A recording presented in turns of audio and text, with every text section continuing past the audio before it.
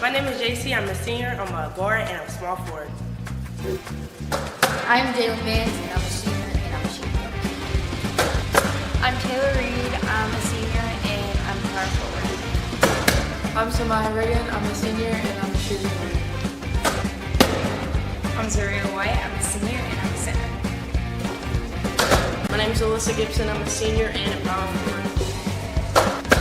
I'm Katie Bowman. I'm a junior and I am a forward. Yes, queen! I'm Charlie Russell. I'm a sophomore and I'm a shooting guard. I'm Ireland Barker. I'm a sophomore and I'm a center.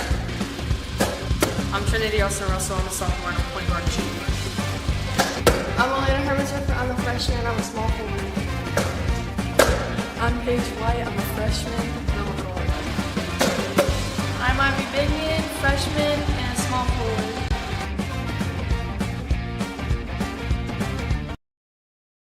Good evening, live inside of Tex M. Williams Gymnasium on the campus of St. Albans High School. This MSAC matchup between the 9 and 10 Cabell Midland Lady Knights and your number 6, 12 and 3 St. Albans Lady Red Dragons. It's senior night here at the gymnasium. How quickly the season has went by. St. Albans with 6 seniors tonight. Not saying they will play their last game of the season because we still have a makeup game versus Nitro going on 1 week from tonight. And also we got that bid out there for that Region 3 championship still to come. And hopefully that'll take place right here also at the gymnasium here at St. Albans. Nevertheless, it will be a night to remember for these 6 seniors, as most of them has played since they've been a freshman. So it's a good evening. And it'll be big for the fans to come out tonight also. It's also a big night as far as the hardwood tonight is the MSAC opponent again is the Cabell Midland Lady Knights coming in at 9 and 10 overall, 5 and 2 in the MSAC, and they are also fighting for a higher seed. St. Albans with a victory tonight, and number 2 Spring Valley's victory over Hurricane can set up a rematch for the MSAC championships versus Spring Valley. Cabell Midlands also has 2 losses, so they're right up in there in the mix, and they also have that one big victory over Hurricane, so a lot can happen this evening.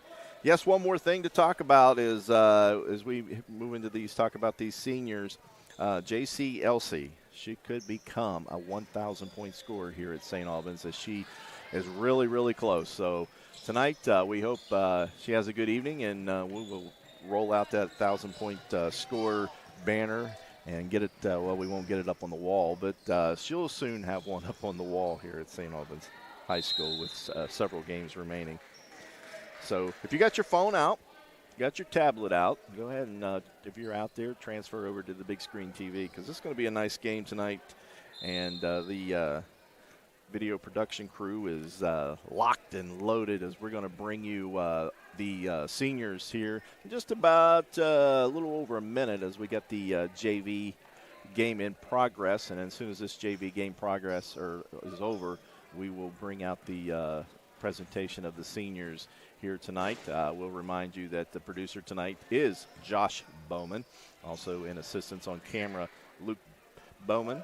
And Kendrick Gregory also there, and the statistician is Jill Seipold. I'm Mark Seipold, and we'll just maybe tune in here for the last few minutes here of this game here, as Cabell Midland right now is trailing St. Albans 47-38, and St. Albans with the basketball, and as we approach 1 minute to go. So we'll take this break, and when we come back, this game's wrapped up. We'll get you to the senior night presentation. You're watching the Lady Red Dragon basketball on video production. Need equipment for your next job? Don't settle for the traditional rental experience. The rental experience with Equipment Share is a great experience. We rent everything from dozers to skid loaders, mini excavators, even smaller hand tools. They've always got what we need. They're timely. The billing is quick and accurate. The guys are able to set it up. They do it through their phone. Renting with Equipment Share is not like any other company out there. It's 1,000 times better.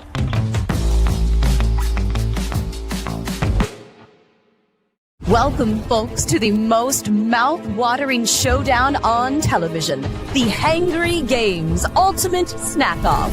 right here at your local Little General store. As the snacks fly and the deli slices, remember, dear viewers, every item they're using can be found at your nearest Little General store, where creativity meets convenience. Keep your appetites brave and your snacks ready.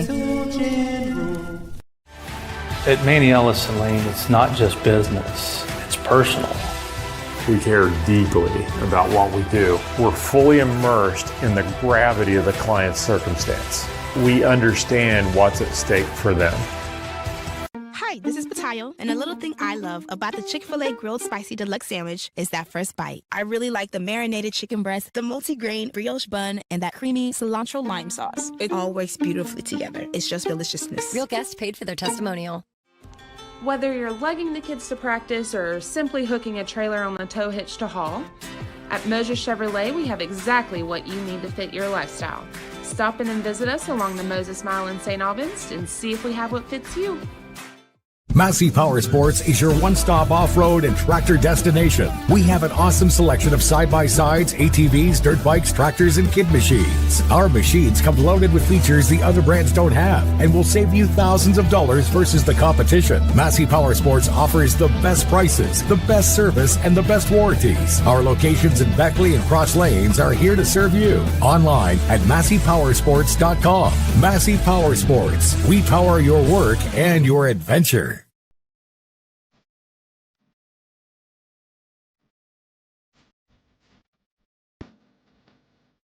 We're here to help you live well, and our new name reflects that. WellPoint. Good evening, ladies and gentlemen. Welcome back to St. Albans Lady Red Dragons basketball. Tonight's sponsor for this game is Equipment Share of Cross Lanes. Equipment Share offers light, medium, and heavy construction equipment to complete any job that you may find yourself in.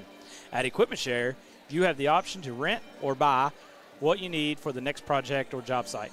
Equipment Share also offers mechanical and technical services to keep your equipment in the best shape and running when needed.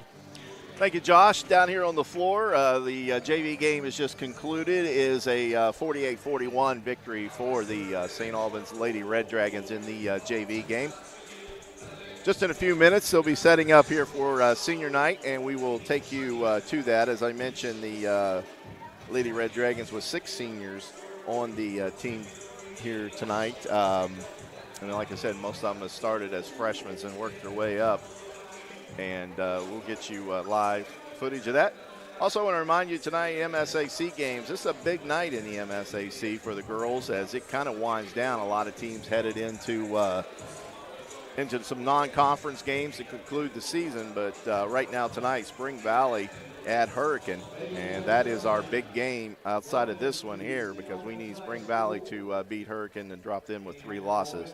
Parkersburg will be at Riverside, Huntington at South Charleston, Wayne will be at Parkersburg South, Charleston Catholic High School will be at St. Joseph. And those are just 2 games that are on the schedule on that.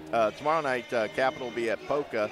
Also, the boys will be in action tomorrow night. St. Albans boys will be at Cabell Midland. And as we get closer to this presentation here for the seniors coming out. And well, we are a little bit closer than what we were here. As we move on next week in the MSAC, as this schedule is pretty much wraps up after this week, but there is still 4 games on the schedule for next week. On the 15th, Riverside will be at Huntington. The 17th, Riverside once again will be at Capital. The 17th, Spring Valley will be at Parkersburg. And then that's also on the 17th. And the 18th, Parkersburg will be at Cabell Midland to close out the season. That will be the last game of the MSAC schedule. So tonight, the big game to get us ready for that MSAC Tournament of Champions coming up here in a week and a half or 2 weeks. Still waiting out there on the court. It's as we start a little bit early here tonight. So if you're just now tuning in and seeing it there, the JV game just concluded, and we are trying to wrap things up here so we can get everything gone for that. So I think we'll step aside, maybe take a 30-second commercial break. You're watching Video Production. Need equipment for your next job? Don't settle for the traditional rental experience. The rental experience with Equipment Share is a great experience. We rent everything from dozers to skid loaders, mini excavators, even smaller hand tools. They've always got what we need. They're timely. The billing is quick and accurate. The guys are able to set it up. They do it through their phone. Renting with Equipment Share is not like any other company out there. It's 1,000 times better.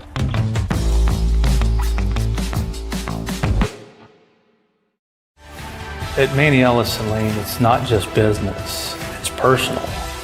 We care deeply about what we do. We're fully immersed in the gravity of the client's circumstance. We understand what's at stake for them.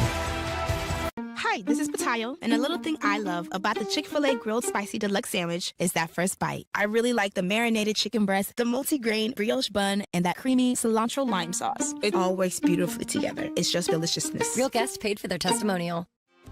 Whether you're lugging the kids to practice or simply hooking a trailer on the tow hitch to haul, at Moses Chevrolet we have exactly what you need to fit your lifestyle. Stop in and visit us along the Moses Mile in St. Albans and see if we have what fits you.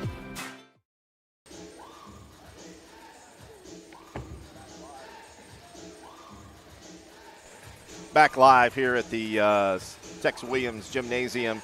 As I mentioned, we're still waiting. I don't know what the holdup is here for the presentation here. They told us to be ready right after the JV game, so we should be getting close. Coach Gregory's out there with the principal of St. Albans High School. So I want to run over some polls with you. We had the latest coaches poll to come out late last night. It's the West Virginia coaches poll. Morgantown is your new number one as they move past Spring Valley. Spring Valley drops to 2. Wheeling Park still holding at 3, even though Parkersburg defeated Wheeling Park. As Wheeling Park is up 2, Wheeling Park at 3. Parkersburg is up 2 spots to 2. Perkins still at number 5. St. Albans up 1 spot to number 6. University down 3. George Washington is 8, and then 9 is Washington, and 10 is John Marshall. Other schools on the schedule: number 1 Nitro in 3A, 3 Wayne in 3A, number 5 East Fairmont in 3A, and number 8 Lewis County in 3A. And a reminder, that game is coming up this weekend on Saturday, and that game will be at Lewis County. Another couple other ranked teams on the St. Albans schedule this season.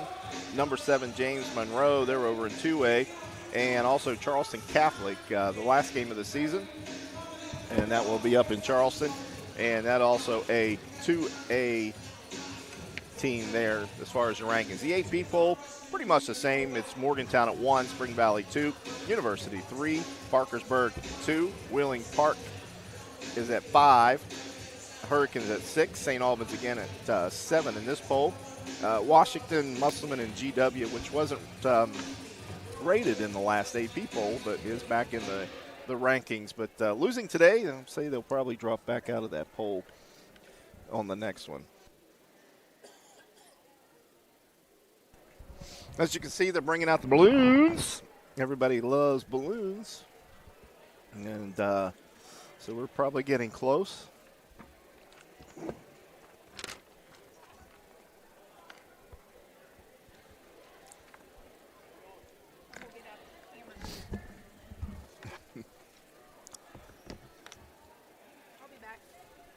And still waiting as we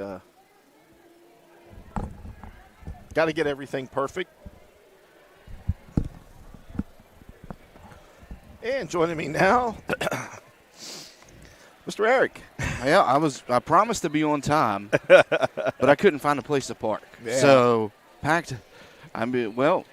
Somewhere's packed here tonight because it was tough sledding out there in the parking lot. the early crowd. You know, everybody, we started a few minutes early to get this in, so. And now Alan's back as the public address announcer. We can hear him clearly. So we'll give it to Alan right now to bring you the seniors from here.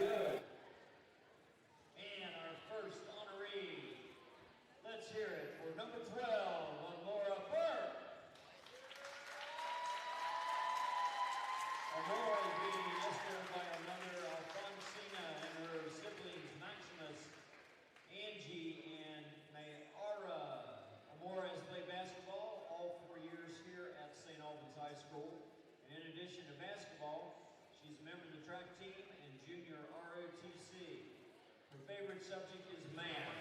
Amora enjoys cooking and exploring new music. After graduation, she plans to attend college majoring in neuroscience, then attending medical school to become a neurosurgeon. Amora's favorite memory while playing basketball is when she played for Capital and one of her players shot the ball in the wrong basket. That was good for us. At St. Albans, her favorite memory is when Gabby would come to every practice talking about her man. A special note from Amora. I would like to thank every coach and player from when I first started until today. You have all impacted my life in an unforgettable way. And to my mom, for all the time she had to transport me to and from practice. Let's hear it for number 12, Amora Burke. And now, entering the court, number 33, Alyssa Gibson. Alyssa is being escorted by her parents, Jordan and Katrina Gibson. This is Alyssa's first year of playing basketball here at St. Albans. Alyssa is a member of the St. Albans softball team and is the senior class secretary. Her favorite subject is math. Alyssa enjoys reading, spending time with friends, and serving up blizzards at the Dairy Queen. After graduation, Alyssa plans to attend West Virginia University, majoring in pre-med biology and eventually going to dental school. Alyssa's favorite memory of playing basketball is watching film with the team and seeing Coach Elias get really stressed out and flapping his arms like a bird trying to fly away. I don't think I would have said that. Anyway, a special note from Alyssa. I want to thank my friends, family, and teachers here at St. Albans High School for always being there for me and helping me grow. I also want to thank my coaches for giving me the opportunity to play this year, and Coach Dennis for always bringing water for the team.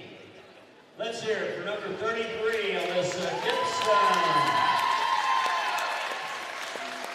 And now for number 24, Zilrea White.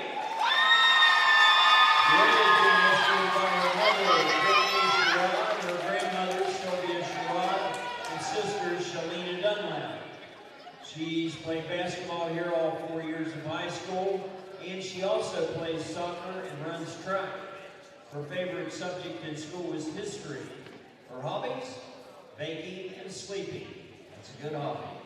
Her plans after high school are to attend college to study pre-med biology. Her favorite memory is when we were here practicing and Ivy and I were all tangled up and I thought someone was holding on to me, but it was just me dragging Ivy.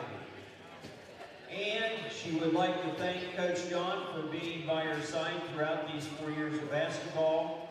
She says that he's really helped her become a better person. Not only are you my coach, you're my family. I love you and thank you for everything. Coach John. Let's hear it for number 24, Zilrea White. And now let's bring on number 0, Jalen, a.k.a. Tootie Banks. Tootie's being escorted by her mother, Stephanie Adams, her father, Jock Vance, and her sister, Brianna Adams. Tootie's played basketball 4 years here in high school. She's also the St. Albans football manager, I can believe that, and a foster family for the Kanawha County Animal Shelter. Her favorite subject is math. In addition to basketball, Tootie enjoys playing video games. After graduation, Tootie plans to attend college and become a physical therapist. Tootie's favorite memory while playing basketball was when we would have early morning practice and we would play freeze tag. A special note from Tootie, I want to thank Coach Megan for always helping me and for my team, especially the freshmen, for making memories that I will never forget. I also want to thank my parents for always pushing me to be a better player, and my girl Katie for basically being my little sister. Let's hear it for number 0, Tootie Vance. And now let's bring on number 25, Taylor Reed. Taylor's being escorted by her parents, Andy and Michelle Reed, and her brother Drew Reed. Taylor's played basketball all 4 years of high school, and her favorite subject is English. Taylor enjoys hanging out with friends, shopping, and binge-watching TV shows. After graduation, Taylor plans to attend West Virginia University and major in marketing. Taylor's favorite memory while playing basketball was when Lainey Binion hit a buzzer beater three-point shot to beat Spring Valley. We always like that. A special note from Taylor, I would like to thank my family and my friends for always showing up to my games and supporting me, and my teammates and all my coaches for always pushing me to do my very best. Let's hear it for number 25, Taylor Reed.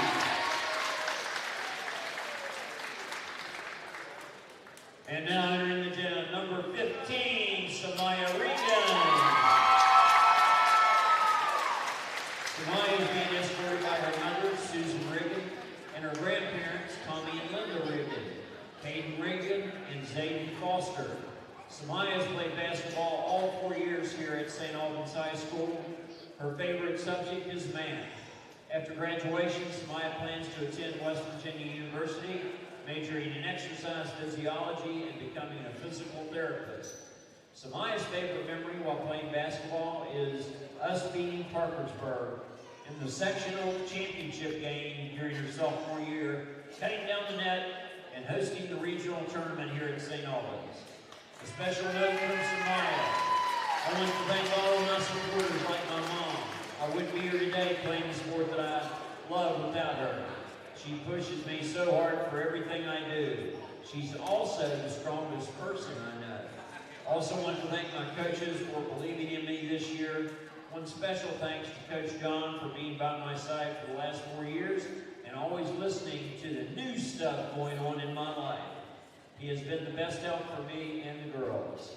Let's hear it for number 15, Samaya Regan. And entering the gym, number 5, JC Elsie. JC is being escorted by her father, JC, mother Donna, and brother Javante. JC's played basketball here all 4 years in high school, and her favorite subject is math. After graduation, JC plans to go to college and wants to become a physical therapist. Her favorite memory while playing basketball? Of course, having dinner at the Cheesecake Factory. A special note from JC. Thank you to all my family, friends, and my team for your unconditional support.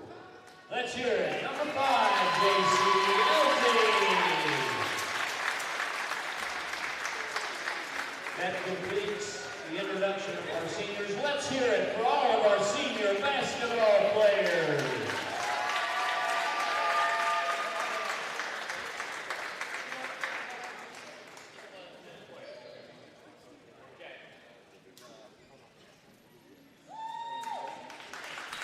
All right, back live here as you saw the presentation to the seniors, and I was wrong. We had one extra one there on me, but sorry about that. Amora Burke, not on my roster there. Number 12, Alyssa Gibson, also J.C. Elsie, and Jalen Vance, Tootie Reed,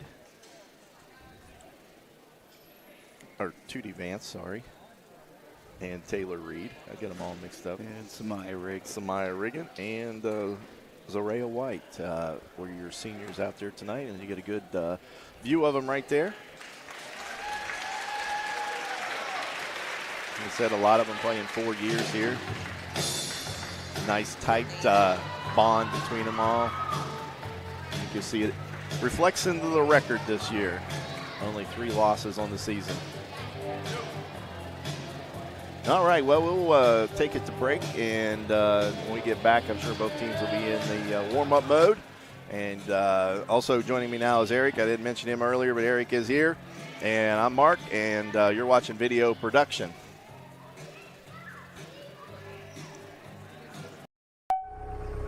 Need equipment for steps, man.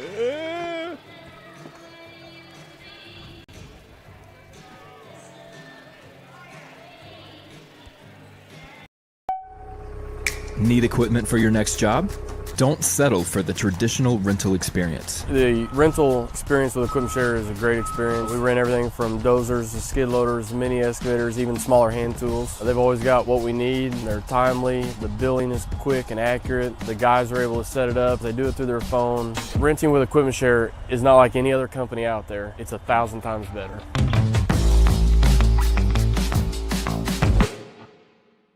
Welcome, folks, to the most mouth-watering showdown on television, the Hangry Games Ultimate Snack-Off, right here at your local Little General store. As the snacks fly and the deli slices, remember, dear viewers, every item they're using can be found at your nearest Little General store, where creativity meets convenience. Keep your appetites brave and your snacks ready. At Manny Ellison Lane, it's not just business, it's personal. We care deeply about what we do. We're fully immersed in the gravity of the client's circumstance. We understand what's at stake for them. Hi, this is Patayo, and a little thing I love about the Chick-fil-A Grilled Spicy Deluxe Sandwich is that first bite. I really like the marinated chicken breast, the multi-grain brioche bun, and that creamy cilantro lime sauce. It all works beautifully together. It's just deliciousness. Real guest paid for their testimonial. Whether you're lugging the kids to practice or simply hooking a trailer on the tow hitch to haul, at Moses Chevrolet we have exactly what you need to fit your lifestyle. Stop in and visit us along the Moses Mile in St. Albans and see if we have what fits you.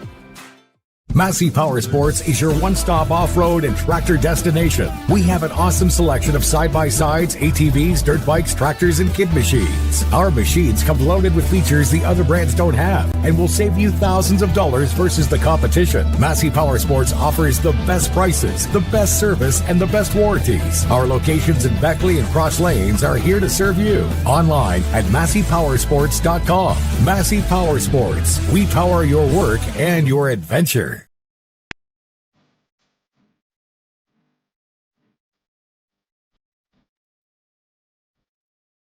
We're here to help you live well, and our new name reflects that. Well point. Back live at St. Albans, Tex Williams Gymnasium, part of senior night. And we are joined with Coach Gregory. Coach, first year, yep, first senior night. You're about to have a 1,000-point score, a victory tonight. Victory by Spring Valley. You could be finishing second in the MSAC in the first year. What are you feeling right about now? It's sometimes I feel like the dog that caught the car. You know what I mean? Like, and you don't exactly know what to do with it. I still think that all the time. That, you know, I remember coaching second and third grade all-star games and getting blown out 72-5. So to be in a situation like this with a team like this, with a group like this, I mean, it's a credit to them and my coaching staff, and kind of sometimes it's good to just sit back and enjoy the ride. You know what I mean? Watched a little bit on these. Eric, you can join in too. Eric's seen them play once this year also.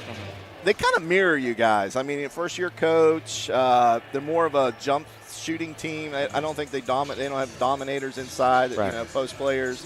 Well, the thing is Coach Smith, I know a little bit from the boys' side because she was over with Cabell Midland boys for a long time when her sons were over there playing. And she could X and O me under the table. Like, she is an absolute brilliant coach just from watching her and seeing the way she conducts herself. I mean, what she's got out of these kids is really, really impressive. And yeah, they are a little bit of a jump shooting team, but when you watch them, they really run their stuff well. They know what their identity is, and she's gotten every bit out of them that you can get out of them. I mean, you look at some of their scores, the Hurricane win, they've been really competitive in other games. They've got big wins. So they were real close to a Washington team that was pretty good. That's pretty good right now. So definitely nothing to take lightly, for sure. Eric was telling me that the sophomore Gracie Day is a real good spot-up shooter. Yep. Catch and shoot kind of person. Well, honestly, I watched them when they played Hurricane, and they got pistol hot. I mean, they were just shooting and hitting everything. So they're very capable of shooting you out of the gym if you let them just get up open, uncontested shots. Yeah, they're streaky. When I saw them against Nitro, so hopefully that might be the only time I bring up Nitro this broadcast. But they do get on streaks, and you got to be careful of that out there with them because they do have some shooters. But in your favor, though, because Nitro kicked up the pressure on them in the second half of their game and really separated themselves from Cabell Midland when they played over there at Alumni Arena. And your team has been awesome on defense, especially with the pressure here of late. Yeah.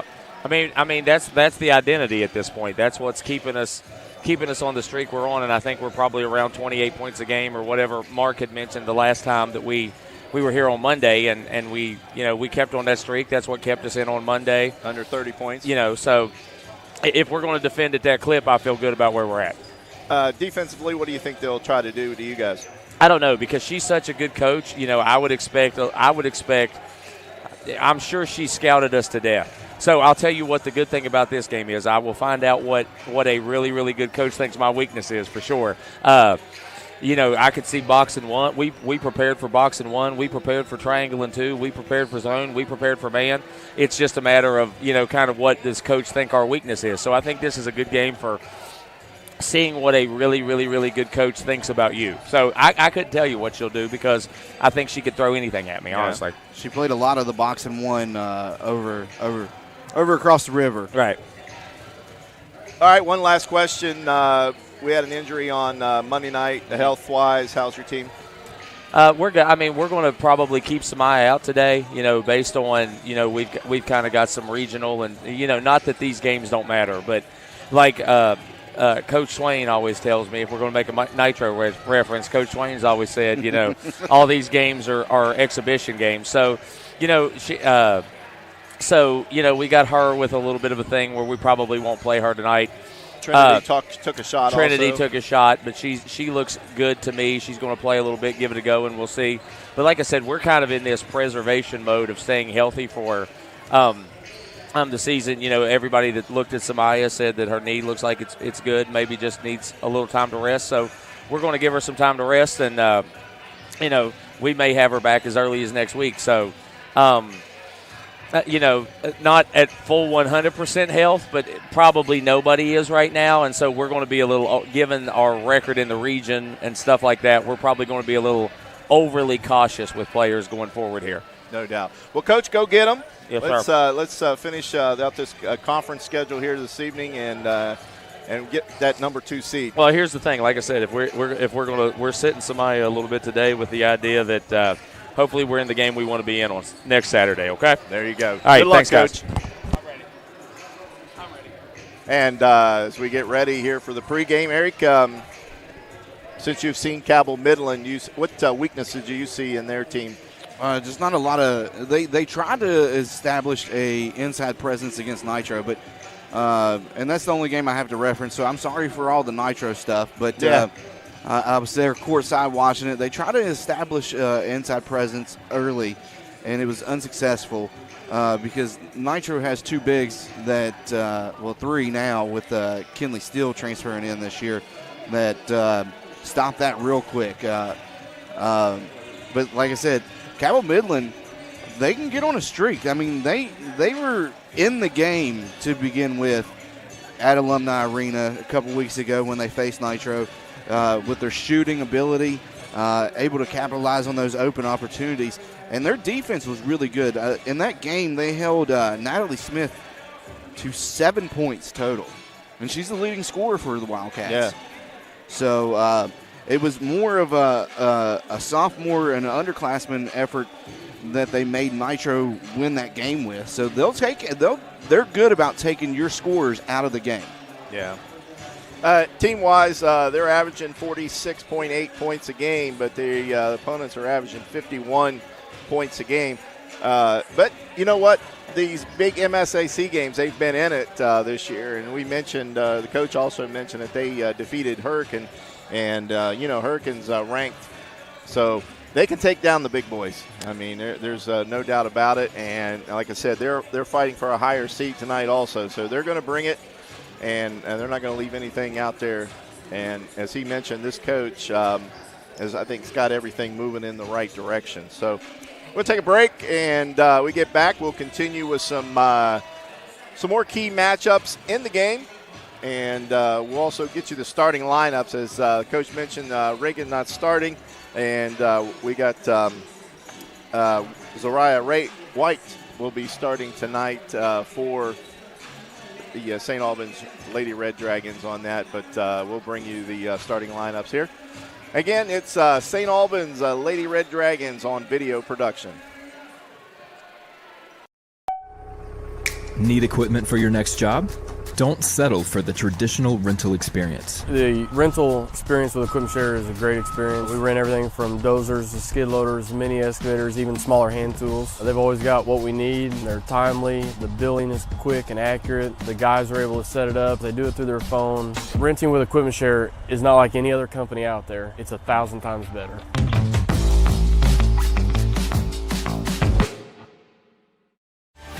At Manny Ellison Lane, it's not just business, it's personal.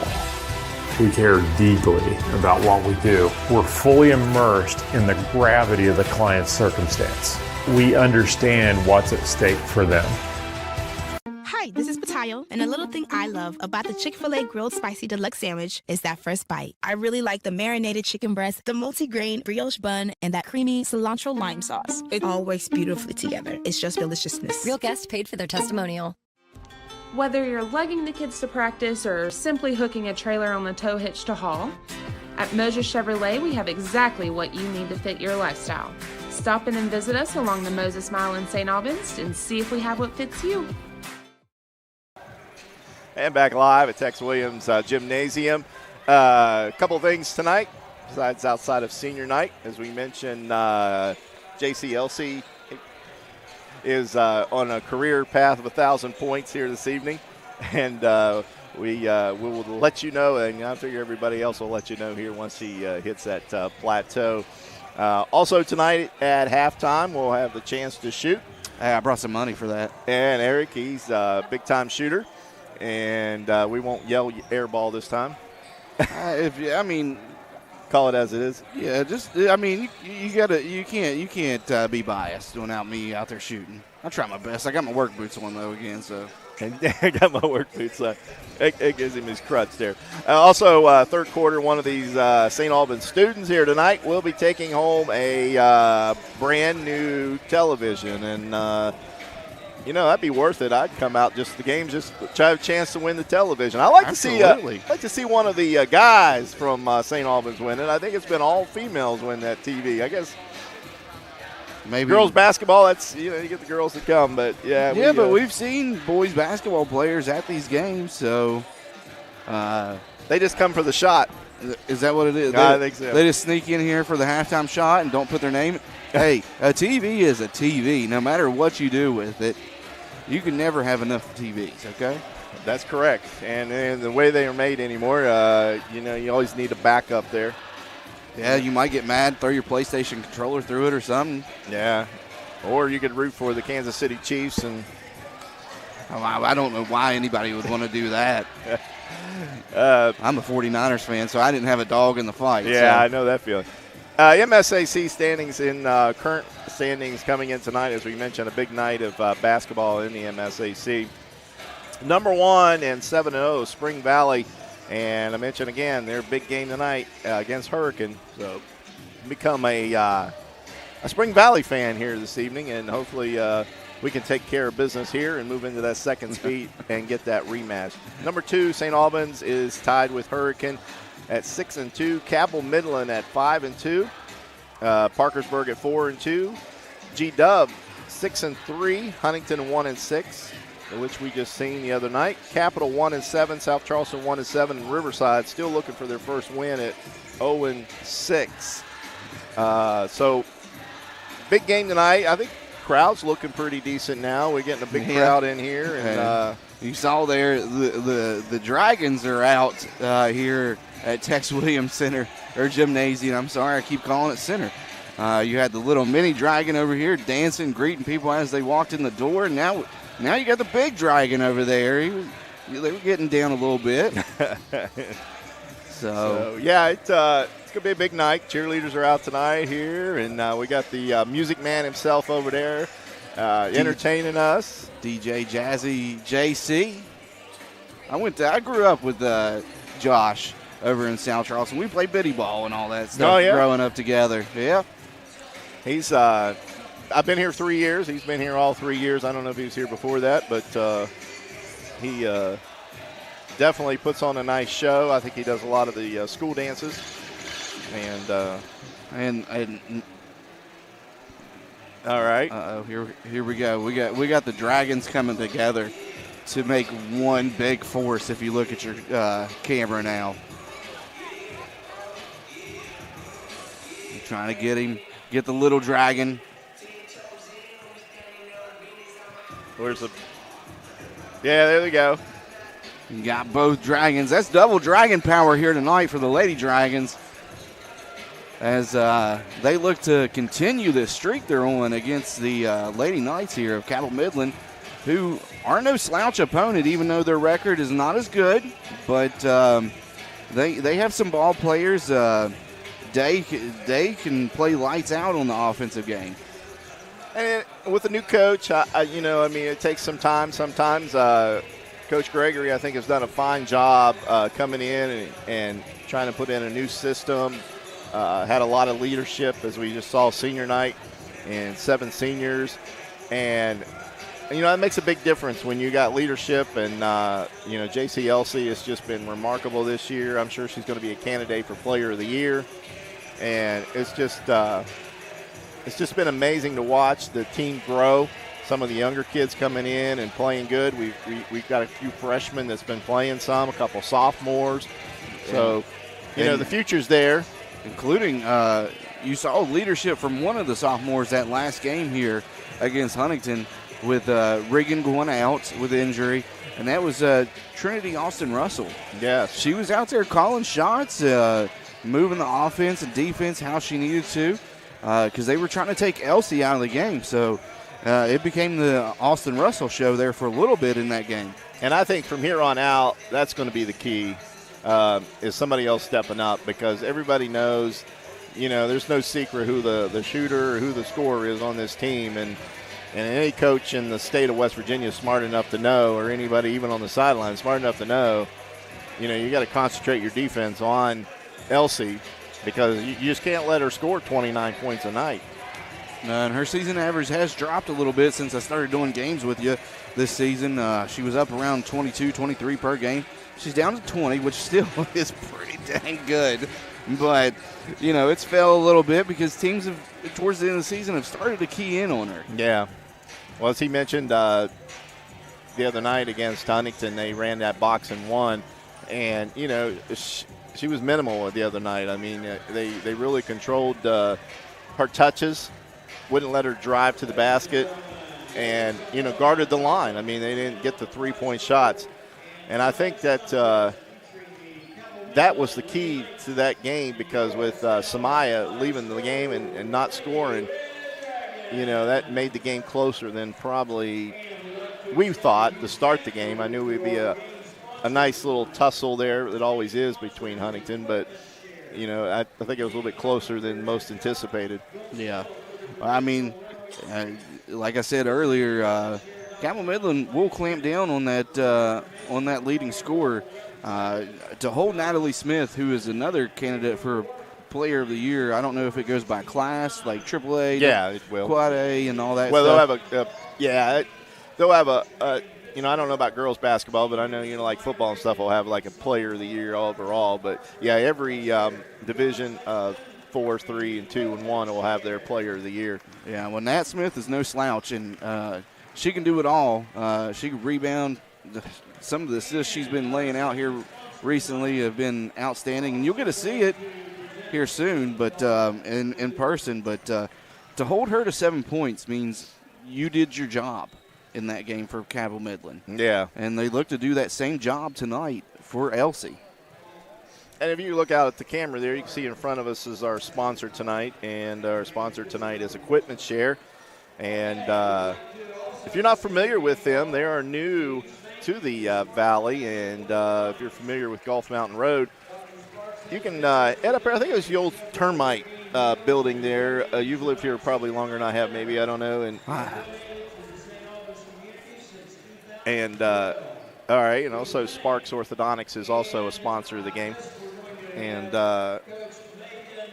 they're also the senior night dinner I see here, or hear Alan talk about there. Is that all the good smells I'm smelling that's making me hungry right now?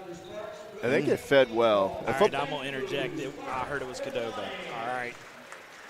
It doesn't matter if it was Cadova or whatever it was. It smells delicious in here. That's what I was told. Let's see what happens. So, yeah, I hope they give it to them afterwards then, if it's Cadova. They might run them all out of the gym here. No, we got starting lineups. Did you get all right, starting lineups here for the Cabell Midland Knights. Sophomore, number 15, Gracie Day will be a guard. Strong forward, the junior, number 11, Sophie Kelly. At center, the junior, number 14, Emma Smith. The forward senior, number 12, Faith Thompson, and that's the only senior in their roster. And also at guard, the sophomore, Braylon McGuire. I'm sorry, my letters are all screwed up there. And now for the St. Albans Red Dragons, and we're going to take a break at the national anthem. You're watching video production.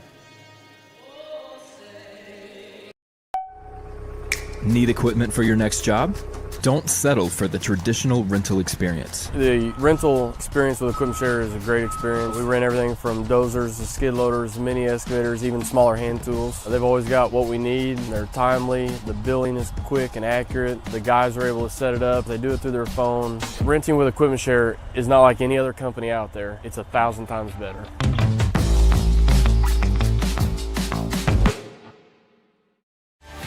At Manny Ellis & Lane, it's not just business, it's personal. We care deeply about what we do. We're fully immersed in the gravity of the client's circumstance. We understand what's at stake for them. Hi, this is Patayo, and a little thing I love about the Chick-fil-A Grilled Spicy Deluxe Sandwich is that first bite. I really like the marinated chicken breast, the multi-grain brioche bun, and that creamy cilantro lime sauce. It all works beautifully together. It's just deliciousness. Real guests paid for their testimonial. Whether you're lugging the kids to practice or simply hooking a trailer on the tow hitch to haul, at Moses Chevrolet we have exactly what you need to fit your lifestyle. Stop in and visit us along the Moses Mile in St. Albans and see if we have what fits you. Welcome, folks, to the most mouth-watering showdown on television, the Hangry Games Ultimate Snack-Off, right here at your local Little General Store. As the snacks fly and the deli slices, remember, dear viewers, every item they're using can be found at your nearest Little General Store, where creativity meets convenience. Keep your appetites brave and your snacks ready. And back live here at the stadium here this evening. And again, starting lineups for the St. Albans Lady Red Dragons. You can see number 2, Trinity Austin Russell. Number 5, J.C. Elsey. Number 0, Tootie Vance. Number 24 is Araya White. 25 is Taylor Reed. And I mentioned Taylor Reed last because she was the Moses Auto Group Player of the Game last game. And that will be coming up, concluding of today's game, is the Moses Auto Group Player of the Game. So hopefully the Lady Red Dragons got that extra rest with that 2-hour delay the other day after that battle they did with Huntington High here. At 3 good officials here this evening. And now we'll get you the starting lineups here for the St. Albans Lady Red Dragons.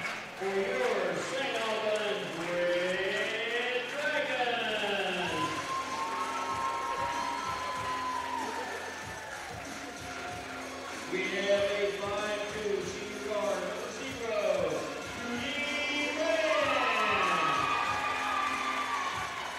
A 5'5" sophomore guard, number 2, Trinity Austin Russell. A 5'7" senior forward, number 5, JC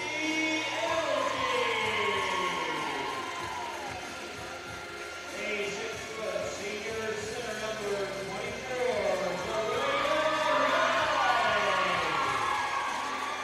and a 5'8" senior forward number 25, Cabell Midland. The head coach of the Red Dragons is Elias Gregory, assisted by John Austin, Megan Thornburg, and Ms. Lauren and Dennis Thornburg. Good job, Alan. It's good to see Alan back in the public address announcer's spot there. I know a lot of you around the St. Albans area love his voice. Voice of the Civic Center there, Eric. I don't know if you recognized that or not during the state tournament games. I did not. I feel bad for him, though. That was a lot of reads to read, a whole bunch of ads and everything else, because there was a chance that you were going to have to do it at regionals and sectionals last year. Do all those ad reads, and I ended up having to read some of them, but they never got played, so I wasted my time on that. Yeah. White with the jump there for the St. Albans team, and number 11, Sophie Kelly, had the jump. This time there's a three-pointer right off the bat there by Gracie Day. She's turning this night into her day, getting that early three-pointer there. Elsie takes the shot just at the foul line. Just barely gets the front of the iron and goes out. Rebounded there by Emma Smith, and then nearly turned over there, but the ball goes out of bounds to Cabell Midland. Now Thompson going to get it into the corner. Good play on the ball by Trinity Austin Russell, caused Smith there to take her off the ball and hit off her leg and go out of bounds. First turnover this evening for either team. Elsie over here on the left side. Tootie Vance, this time a three-point shot, this time by Elsie, doesn't go. And the rebound cleared once again for Cabell Midland. Quickly up court comes the Knights.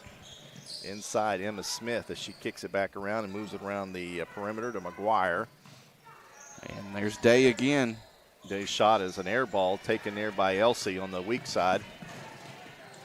Oh, and they missed that, and now she throws. Elsie's pass is stolen away there by number 5, McGuire. She'll also get hit with the foul there. Elsie did, reaching across.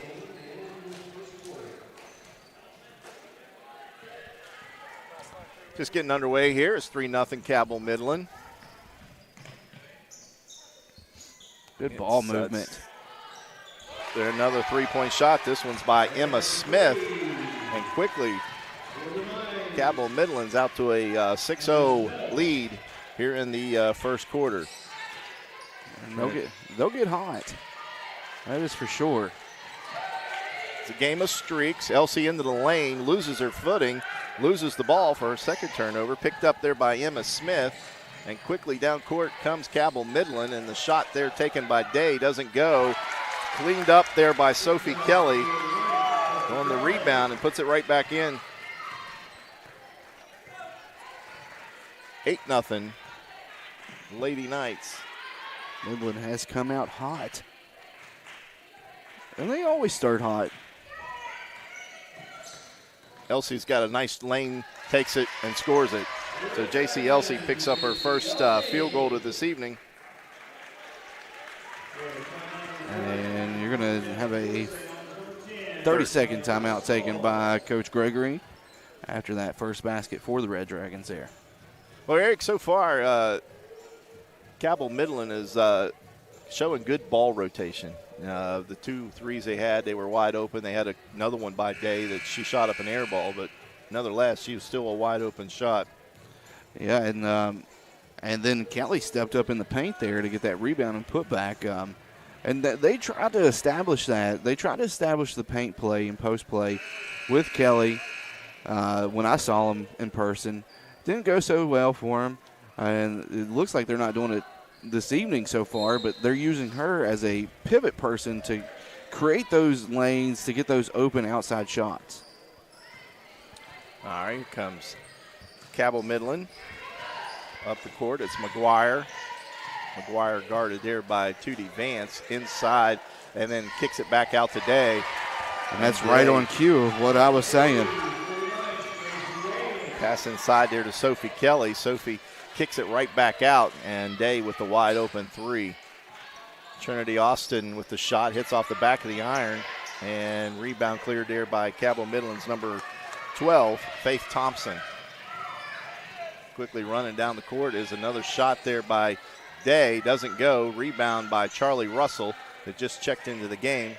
Yeah, and Taylor Reed really altered that three-pointer by Gracie Day. She got out there and got a hand in her face, which made it come up just a little bit short. If not, you're looking at her probably third three-pointer of the game. We've seen St. Albans over their 5-game winning streak get out the quick leads and quick inside is Taylor Reed, and she's going to be fouled. We didn't see that against Huntington, a slow start. And then tonight so far, but we're only 4 minutes in, so. McGuire picks up her first foul, and it'll send Taylor Reed to the line to shoot two to try to cut into this 9-point advantage that the Lady Knights have. Taylor Reed, a 31% foul shooter. She missed the first there. As a team, St. Albans not a real good foul shooting team. The second shot is up off the front of the iron, and she misses that one also. McGuire with the rebound as she brings it up court today inside to Emma. Emma's shot, turnaround jumper doesn't go. Elsie with the rebound. I'm sorry, that was Sophie Kelly with the shot. Doesn't fall. Elsie once again, she's going to drive it down the lane, lays it up off the back of the iron, no good. She tried to go back for a rebound, doesn't get it. She's got to be careful there. She tried to get a little tight there on the point guard there, McGuire. McGuire with a good heads-up play to get her head up and find Emma Smith. Her second field goal of the game, 5 points here in the first quarter. I'd like to see on this possession from the Lady Red Dragons is them crash the board after the shot. They've kind of been standing and looking. Nearly thrown away. Trinity Austin over to Charlie Russell. Charlie Russell's shot is blocked. Blocked out of bounds, or they're giving it to St. Albans, I guess. Yeah. Emma Smith with the block. Good closeout defense there. Inside to Elsie. Elsie puts the ball on the floor. Guarded there by Faith Thompson. Over to Trinity Austin. Kicks it out to Reed. Back around the top. Trinity Austin from the top of the key. Count it. There's Russell's second look at a three ball, and she got that one to go. Good ball movement there by the Lady Red Dragons on that series. That's something we haven't seen so far. Trinity Austin needs to be the scorer here tonight to make up the points from Samaya Riggin. Day once again from three. Count it. That was actually Smith there. Smith's having a big old game. 8 points here in the first quarter.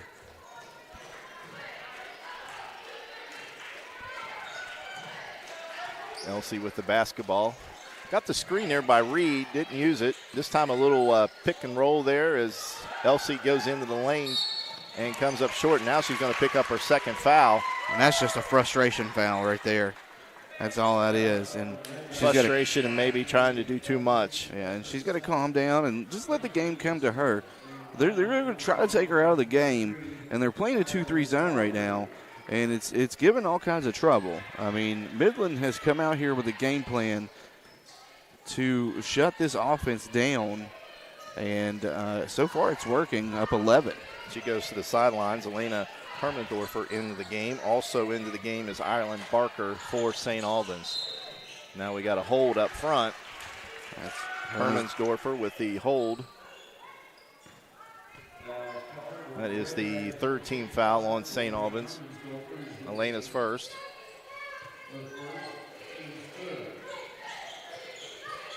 Tootie Vance got a hand on that inbound. Inside Kelly, back outside. And Thompson couldn't get that shot to go, and we're going to get a foul, I believe. And they get that on Taylor. Taylor Reed got more arm than ball on the tie-up. Early foul trouble here for the Lady Red Dragons. And that's unusual. Long kick outside as they worked around the perimeter. Then the ball stolen away by Tootie Vance. Here comes Tootie, a little 2-on-2 action. She goes into the lane, out of control, and she just lost it out of bounds. She's looking for a foul there, and nothing was called. And unfortunately, that shot went off the bottom of the backboard, back down on her, out of bounds. Yeah, she needs to be able to slow that thing down. It was 2-on-2 break, so she didn't have numbers. And what we're not seeing so far from St. Albans that we usually see is the pressure defense. Thompson with a long shot, doesn't go. Barker with the rebound, gives it up to Tootie Vance, and Tootie's pass is way too long and goes out of bounds. She's got to shake off those senior night emotions and get back into this game and play the game that she always plays, and she's a key part of this team. She may not show it on the score line, but she does a lot more assists and everything else, as Day's shot was no good. And now we got a hold up, or what's the whistle? Jump ball. Jump ball. Alternating possession goes to the Red Dragons. And there was a little bit of a little back and forth action there on that jump ball tie up. That the referee, when he came in before he made that signal, issued some warnings to him saying, hey, calm down, calm down.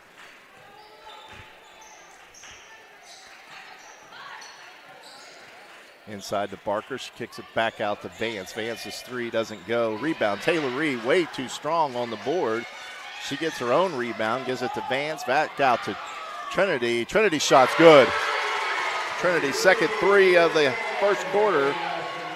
Cuts into that lead, cuts it in half. It's 16-8. Yeah, and that was good ball movement there by St. Albans to find those open looks. Faith Thomas and McGuire. Good ball movement still here for the Lady Knights as they whip that ball around. Ball's only touched the ground twice, 3 times now. Kelly's shot is an air ball, rebounded there by Taylor Reed. Gives it to Trinity. Trinity all the way to the goal, and she's going to be fouled. She'll get 2. I believe that's going to be on Kelly. Trinity back down on the ground. We saw that a lot at Huntington the other night, as she had, 5 drives that resulted in free throws for her in the first half. Trinity's first shot is good. It's like she's been in the gym working on that free throw shooting. The other night she did 5 of 11 in the first half, and then she struggled throughout the second, and she goes 2 for 2 there. It's a good thing my jinx isn't on tonight. 16-10, 22 seconds here in the first quarter. Maybe some just senior emotions to start the game. Inside Sophie Kelly, she kicks it around. She got away with a travel, I believe, unless that ball was considered loose in her hands. Wire gives it back inside to Kelly. Nice little move. She turns around and shoots it and scores it. Sophie Kelly's second field goal to end the first quarter. So we've played 1 here tonight. The score is Cabell Midland 18 and your St. Albans Lady Red Dragons 10. You're watching Lady Dragon basketball on video production. At Manny Ellison Lane, it's not just business, it's personal. We care deeply about what we do. We're fully immersed in the gravity of the client's circumstance. We understand what's at stake for them. Hi, this is Bataya. Patayo, and a little thing I love about the Chick-fil-A Grilled Spicy Deluxe Sandwich is that first bite. I really like the marinated chicken breast, the multi-grain brioche bun, and that creamy cilantro lime sauce. It all works beautifully together. It's just deliciousness. Real guests paid for their testimonial. I'm off. Back live here at Tex Williams Gymnasium in St. Albans, West Virginia. Joining us tonight for this MSAC matchup between the Cabell Midland Lady Knights and your Lady Red Dragons. Their score right now is 18-10 in favor of Cabell Midland.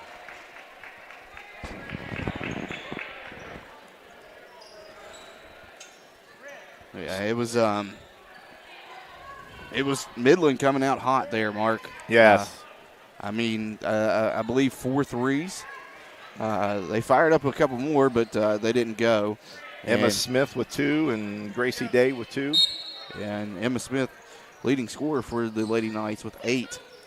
And Day was the inbounder there for the Lady Knights as she gives it to McGuire.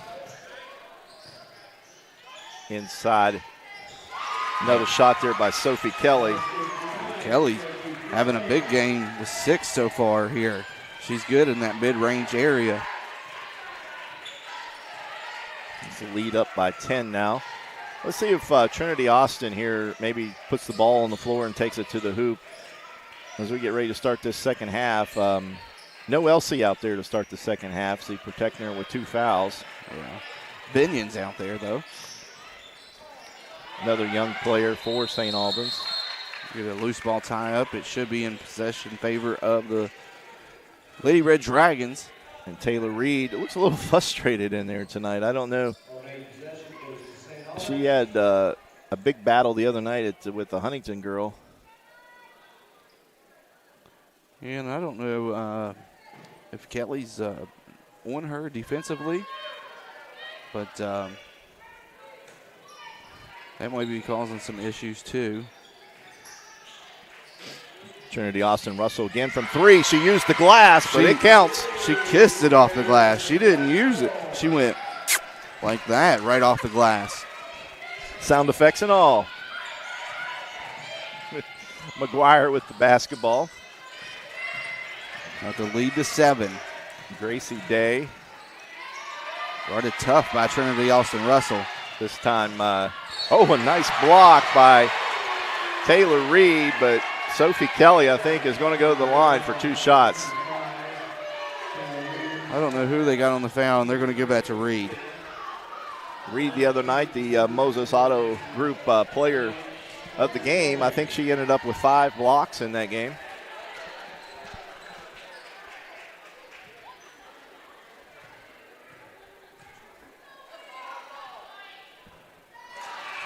First shot doesn't go.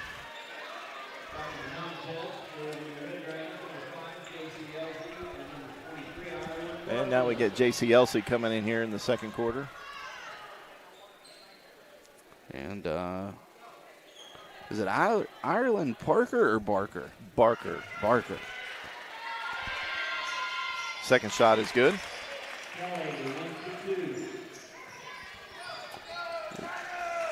21-13.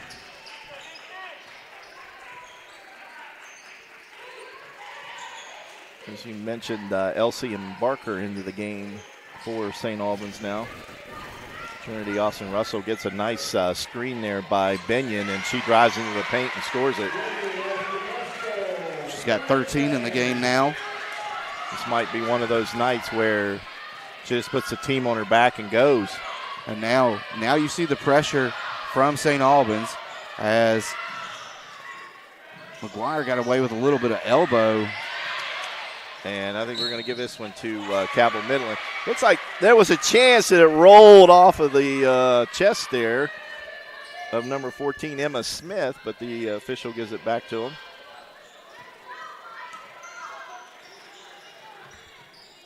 Inbound to Smith, to McGuire.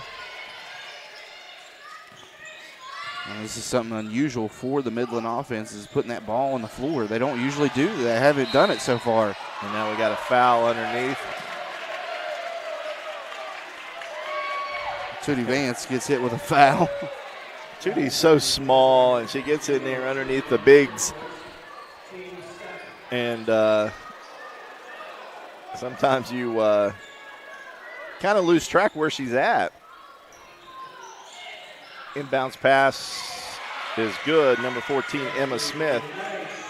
And that gives her 10 here in the first half, and the lead's back to 8 for the Lady Knights.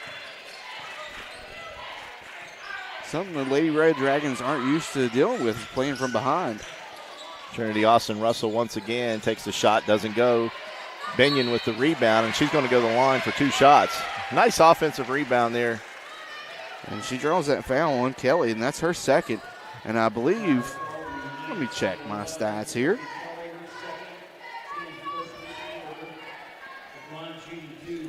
In Kova replay here, you can see Ivy Binion get that rebound off of Barker's hand and goes straight back up with it. First shot doesn't go. Something that I was talking to a Cabell Midland coach just before the game, and he said that the problem he's seen with some of the girls this year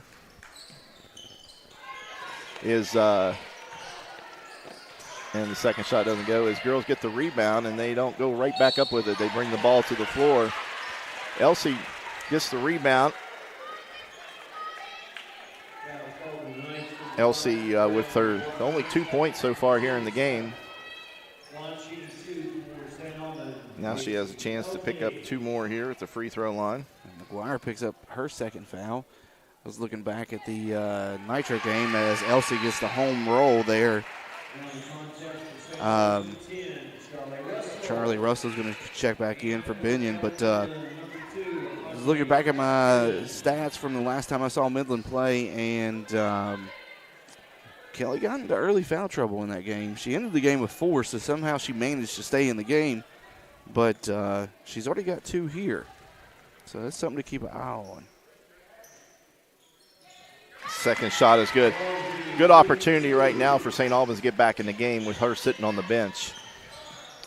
Yeah, it takes that presence out as number 2 Atkins checked in. And there we go. Elsie with the steal. Up court, Charlie Russell loses the handle on it, and it goes out of bounds, and I think they're going to give it to St. Albans. Looks like it rolled off the back here of Emma Smith. Audrey Atkins in the game for Cabell Midland. We got a 30-second timeout here by the coach of Cabell Midland, so we'll stay right here. 23-17, and with Sophie Kelly on the bench there, Eric, I think it's a good opportunity to use the inside game. We saw it the other night. Elsie driving to the hoop, Trinity Austin driving to the hoop, and I think tonight, or with her on the bench, I think it's a good opportunity for coach to take advantage of that. Yeah, I'd like to even see when she's back in the game, still try to attack the hoop there to get her into more foul trouble so she is taken out of this game. I mean, I hate to say that and be biased, but that would be my plan as a coach is since she's got 2 fouls, next time she's in the game, I'm going to attack. Yeah. Elsie gets the ball out above the 3-point line. Trinity Austin over to Barker. Barker, nice pass to Tootie Vance. Toot, toot. Oh, my goodness. Barker with a sweet pass. Full court pressure now by the Red Dragons. It's broken there by Cabell Midland. Also back in the game is Berger, or in the game for the first time is Berger, and she can shoot too. And we saw Berger in the JV game. And we got a timeout. I think Coach Gregory saved a possession there possibly. It was a jump ball. No, he got the timeout before the jump ball was called, so I'm not sure if that was a full. 30-second. So the possession arrow is pointing toward Cabell Midland, so.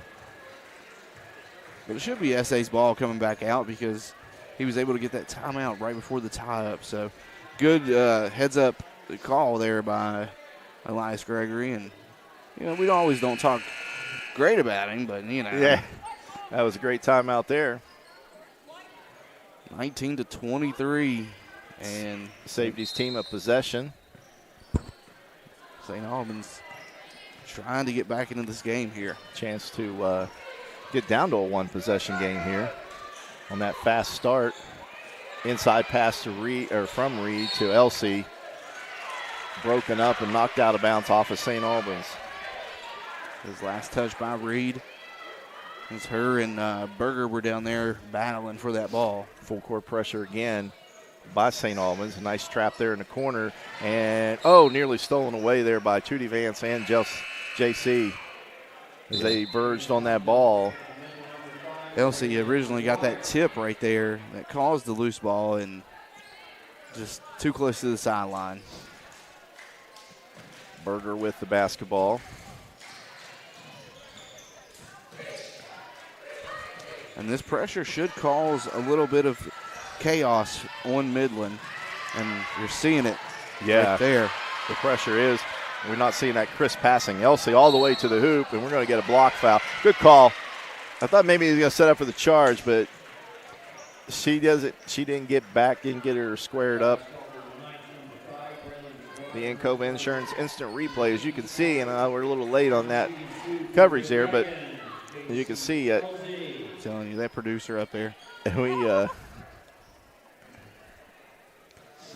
Elsie back to the line. She's 2 for 2 and 3 for 3. And we're going to try that again. You can see Elsie come down, and you can see her. She just never really stopped to set up to take that offensive foul. She was continuous moving and just stepped in front of Elsie. And that's a key foul too. Is McGuire, who is usually the point guard for Midland. That's her third foul, and she headed to the bench after that. And the second shot is good. JC Elsie with 4 foul shots, 1 field goal, 6 points here in the game.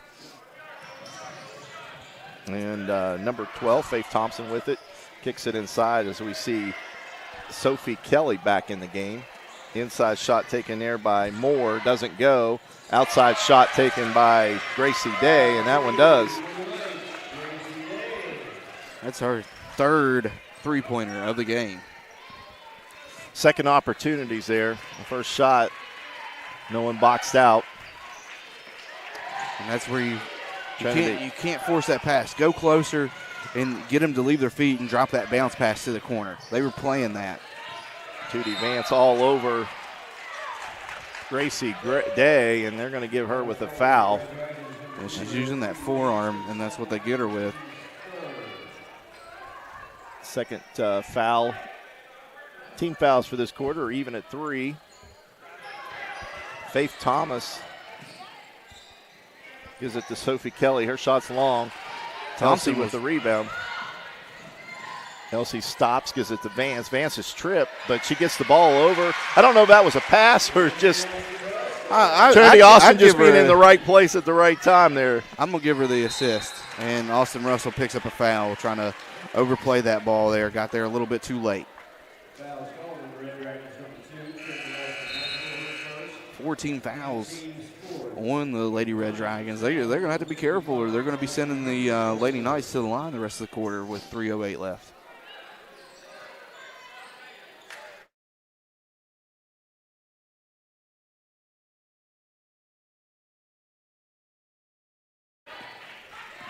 Gracie Day with the basketball. Thompson's firing for 3. Faith Thompson with her first field goal, and it's a 3. That's one thing they are good at, this Midland team, is they will fire from 3, and they will get on a streak and knock them down.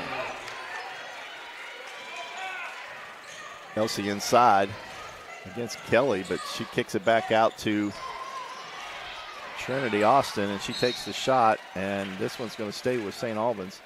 I'd like to see, and I don't want to be critical, but I'm going to be critical here for a minute. Trinity Austin Russell shot that 3. That ball was on the way back to her, and she never moved a foot. She's got to crash. She's got to crash. The fear of that run out we saw the other night. Taylor Reed with it inside, kicks it back out to Elsie. Elsie drives, nothing there. Tries to go back up again, and she does. Doesn't get anything. Rebound is fought for, and what do we got? Jump ball. Hermansdorfer was battling down low, possession arrow in favor of Midland there, and Elsie was taking on 3 defenders on that shot and still was able to get a good shot off, just didn't roll in for it. Nearly stolen away there by St. Albans, but Day gathers it up. Now the pass is thrown away. That was Sophie Kelly with the turnover. From the foul line, it's Elsie, doesn't go. And now we got another jump ball, and this one go to St. Albans on the alternating possession. I'd like to see Elsie get a little bit more under control there. Maybe head up instead of thinking shot first. Look to see if you got anybody coming down the wings there to dump off to. And if not, fake the pass, get the defender out of your way. Elsie from 3 doesn't go. Rebound fought for Cabell Midland with it. Sophie Kelly, and I think she's going to walk with the basketball. And there's the pressure. And you see the coach calm down. The pressure, and that's something Midland didn't deal with the last time I saw them in person, and they didn't deal with it well. And you speed things up. Yeah, you speed their offense up, and it's not going to go good for them. Takes them out of their half-court offense where they can set up and hit those threes. Trinity Austin, a little pick and roll there to Elsie. Elsie guarded there by Kelly. She's going to take it all the way inside, lays it up, and scores it.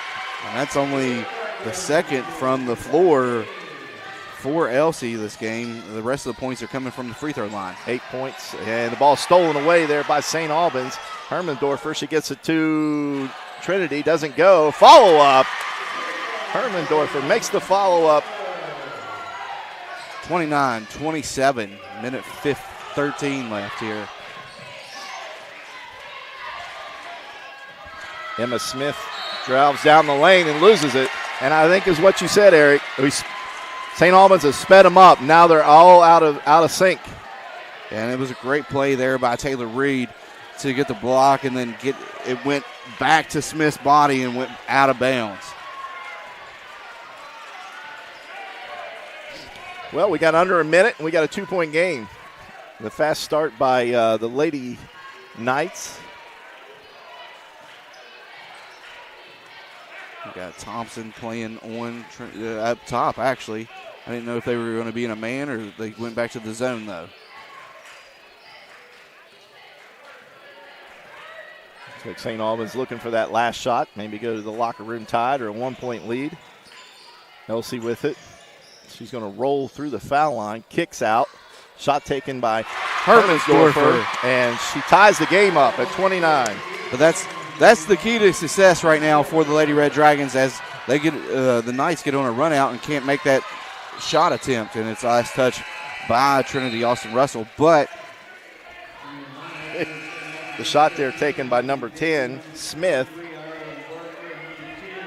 But that's going to be the key right there because they're setting up in – there was a little bit of a 1-2-2 zone, or at times it looked like a 3-2 zone that they were playing. And as soon as Elsie caught the ball, they collapsed on her and was able to find Hermansdorfer.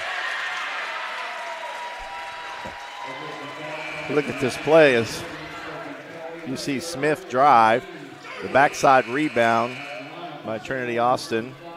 She went to the floor, but the ball goes out of bounds. But now we have an offensive foul called on number 11, Sophie Kelly, and that's her third. An illegal screen, and now we got 12 seconds. Let's see if Trinity Austin can get a shot off here. Take this lead at the half.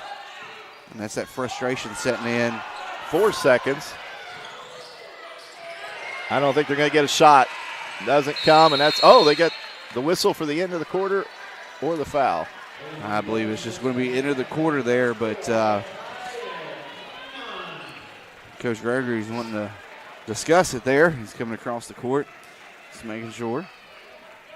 So that's one half in the books, and the score is deadlocked at 29-29. And it's senior night, and we come back, we'll go over those seniors' names once again. And you're watching Lady Red Dragon basketball on video production. Hey, my name's Paige, and what makes the Chick-fil-A chicken sandwich original to me is the crispiness of the breading and the tenderness of the filet. It's tasty, it's warm, it's total satisfaction. Hi, this is Tanya, and what makes the Chick-fil-A chicken sandwich original to me is that warm bun, the perfectly seasoned chicken, and that pickle. Woo! I love it. There's a taste of my childhood in every bite.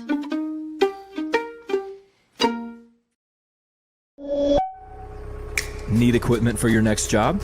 Don't settle for the traditional rental experience. The rental experience with Equipment Share is a great experience. We rent everything from dozers to skid loaders, mini excavators, even smaller hand tools. They've always got what we need. They're timely. The billing is quick and accurate. The guys are able to set it up. They do it through their phone. Renting with Equipment Share is not like any other company out there. It's 1,000 times better.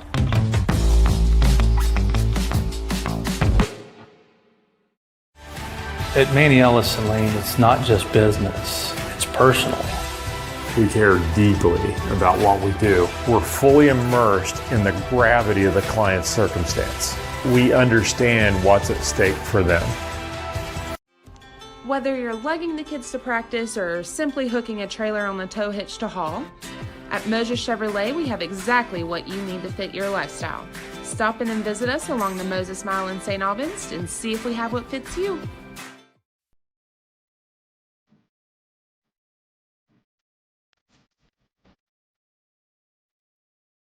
We're here to help you live well, and our new name reflects that. Well Point. Massey Power Sports is your one-stop off-road and tractor destination. We have an awesome selection of side-by-sides, ATVs, dirt bikes, tractors, and kid machines. Our machines come loaded with features the other brands don't have and will save you thousands of dollars versus the competition. Massey Power Sports offers the best prices, the best service, and the best warranties. Our locations in Beckley and Cross Lanes are here to serve you. Online at MasseyPowersports.com. Massey Power Sports. We power your work and your adventure. Hi, this is Patayo, and a little thing I love about the Chick-fil-A Grilled Spicy Deluxe Sandwich is that first bite. I really like the marinated chicken breast, the multi-grain brioche bun, and that creamy cilantro lime sauce. It all works beautifully together. It's just deliciousness. Real guests paid for their testimonial. Welcome, folks, to the most mouth-watering showdown on television, the Hangry Games Ultimate Snack-Off, right here at your local Little General store. As the snacks fly and the deli slices, remember, dear viewers, every item they're using can be found at your nearest Little General store, where creativity meets convenience. Keep your appetites brave and your snacks ready. Welcome back, ladies and gentlemen, to St. Albans High School, Tex Williams Gymnasium for this evening's game. This evening's game sponsor is Equipment Share of Cross Lanes. Equipment Share offers light, medium, and heavy construction equipment to complete any job that you may find yourself in. At Equipment Share, you have the option to rent or buy what you need for that next project or job site. Equipment Share also offers mechanical and technical services to keep your equipment in the best shape and running when needed. Back live here on the floor now. Thanks, Josh, for that. 29-29.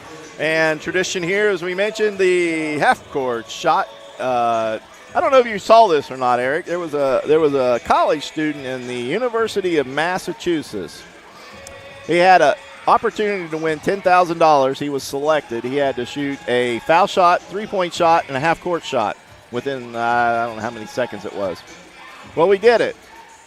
And then they went back and reviewed it and said his foot was over the line and took his money away from him. Oh, no. You and can't do that. Sponsor stepped up and gave him the money that he deserved, I guess. Rightfully on deserved. that. But the college said he was over the line. And that's college for you. They just want to take your money and not give you any back.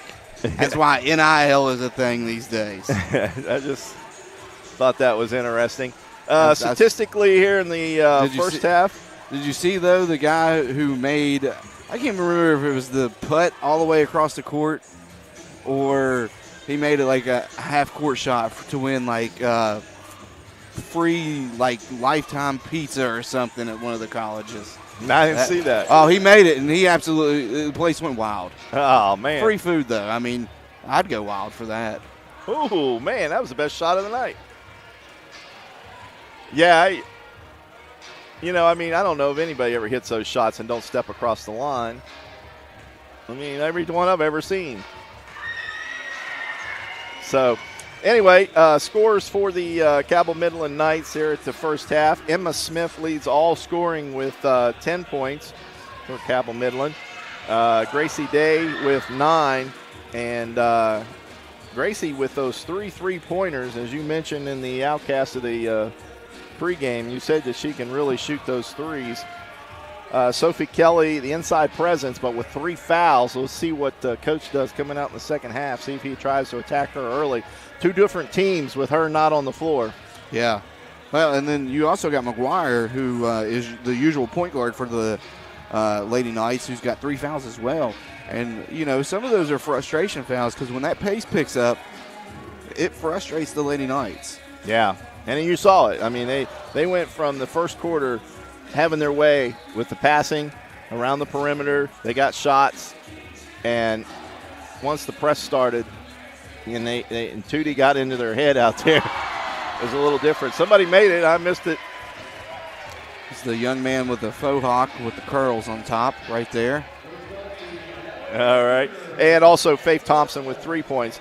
For the St. Albans Lady Red Dragons here in the first half, it's been Trinity Austin Russell. Yeah, Sam's won that, a middle school kid. And I think he'll be up here at the high school level next year. So we're back to Trinity Austin Russell with 13 points, and JC Elsie with 8. And we got her on watch here tonight. I think she needs 6 more points in the game, and 8 more points. 8 more points in the game, and she will be at that 1,000-point plateau.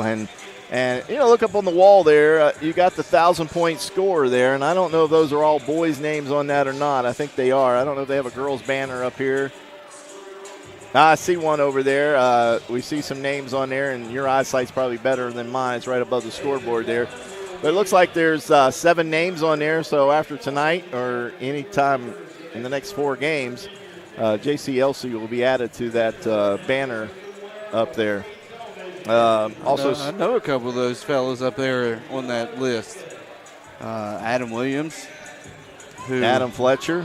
Adam Williams, obviously, Texas Williams. Yeah. Yeah, comes from a good legacy there. But went to actually junior high, South Charleston Junior High with him. And then he came over here to St. Albans to play his high school career, and then went on to Marshall as well. Now I believe he's coaching. Yeah, I do believe.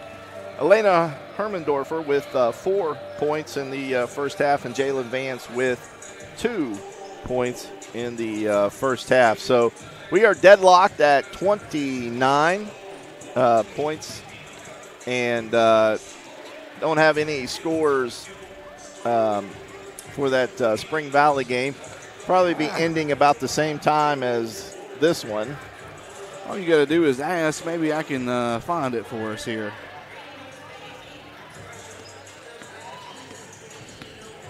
So our producer Josh is telling me that JC Elsie is 8 points away. And we also apologize there. The court cam went off, and we. So as the clock winds down, we get ready for the second half. We'll go ahead and take our final break here at halftime. You're watching Lady Red Dragon basketball on video production. Need equipment for your next job? Don't settle for the traditional rental experience. The rental experience with Equipment Share is a great experience. We rent everything from dozers to skid loaders, mini excavators, even smaller hand tools. They've always got what we need. They're timely. The billing is quick and accurate. The guys are able to set it up. They do it through their phone. Renting with Equipment Share is not like any other company out there. It's 1,000 times better.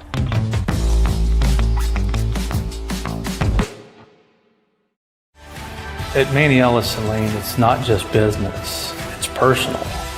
We care deeply about what we do. We're fully immersed in the gravity of the client's circumstance.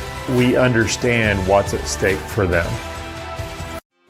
Whether you're lugging the kids to practice or simply hooking a trailer on the tow hitch to haul, At Mosier Chevrolet, we have exactly what you need to fit your lifestyle.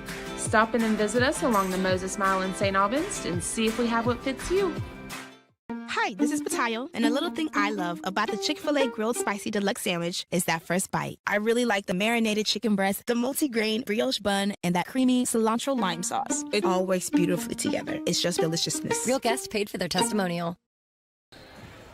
Back live here at Tex Williams Gymnasium, and you got a score update there for us, Eric? Yeah, just found the Spring Valley and Hurricane game. Spring Valley's up 9-4 in the first quarter. Don't know how much time is left.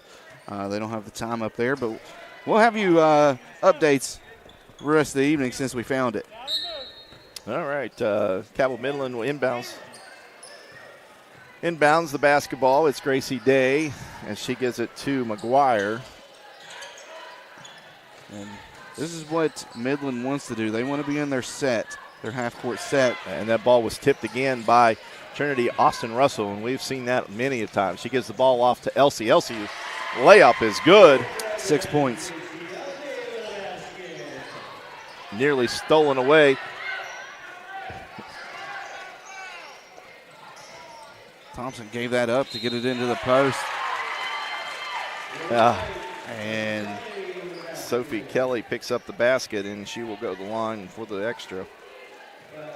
1 for 2 in the first half from the foul line.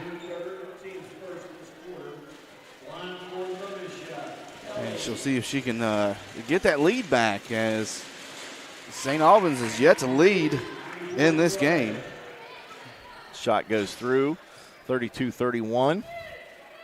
Good news for St. Albans, though, coming out of the half is they only missed 4 free throws in that first half. So that's much better than the other night. No doubt. Elsie's pass inside was knocked away, and I think they're going to get Sophie Kelly possibly. That'll be number 4. Yes, it is.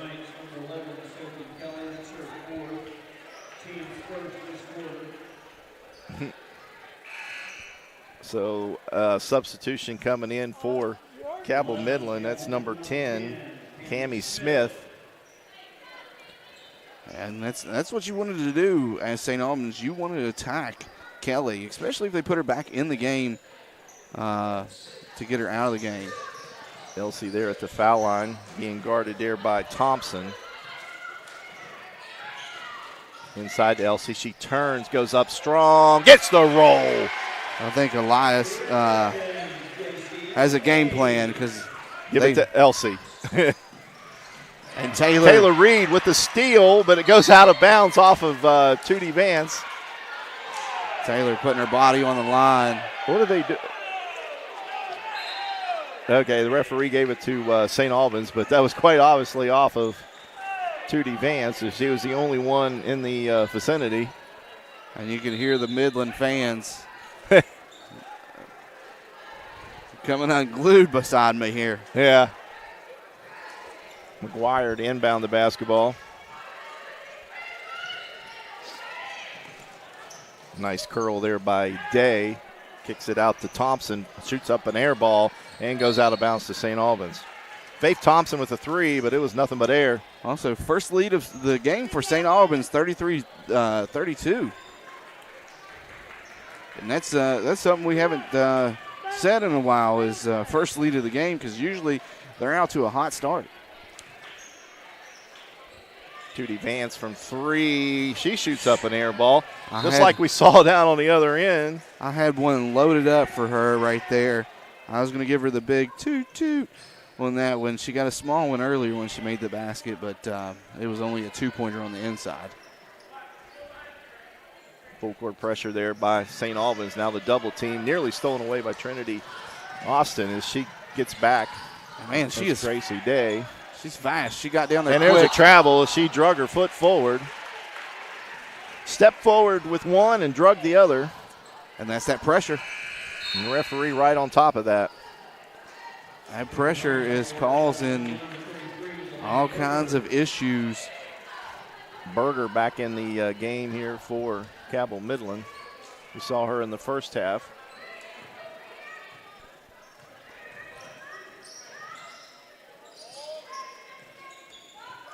Trinity Austin gives the ball over to Elsie. Elsie trying to drive into that zone defense, and it's just not there. It looks like a 1-2-2 or a one box. But also it looks like they're keeping somebody on Elsie at all times. Hey, we got the lead. They want to sit out there and dribble and let us. We'll do it. Yeah. Until you engage the... Elsie goes inside, has the ball knocked away. Looks like Emma Smith got her hands on it, knocked it out of bounds. Yeah. Until you engage that offensive player with the ball, the 5 count doesn't start. Elsie's shot is going to be short. Rebound, Trinity Austin, but it goes off her hands and out of bounds. Spring Valley still on top of Hurricane, 15-11 still in the first quarter. Thought that game was at Hurricane. That game was at Spring Valley. Pressure this time. Cabell Midland does get the ball up over the mid-court line there, and nice job there by Elsie. Elsie's got to be careful, too. She has 2 fouls. Yeah, she got those in the first quarter, so she's played 2 quarters without it, or almost a quarter and a half. And now we got a timeout by Cabell Midland, and I think that's going to be a full, so we'll take that with them right now as it stands. St. Albans with a 1-point lead, 33-32. It's St. Albans Lady Red Dragon basketball on video production.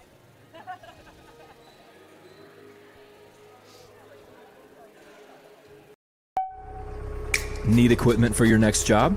Don't settle for the traditional rental experience. The rental experience with Equipment Share is a great experience. We rent everything from dozers to skid loaders, mini excavators, even smaller hand tools. They've always got what we need. They're timely. The billing is quick and accurate. The guys are able to set it up. They do it through their phone. Renting with Equipment Share is not like any other company out there. It's 1,000 times better.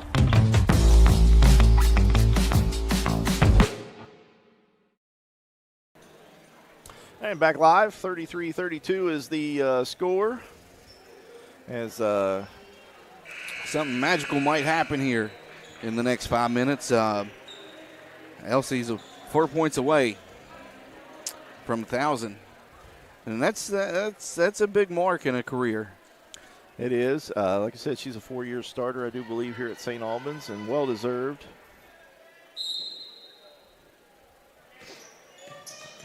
Inbounds the basketball is Berger. Shot taken by McGuire. Doesn't score it, but then we got a rebound by Emma Smith. And we got a jump ball and change of possession there. It goes over to St. Albans. Like you were saying that you needed, we needed Spring Valley to win tonight. That's correct.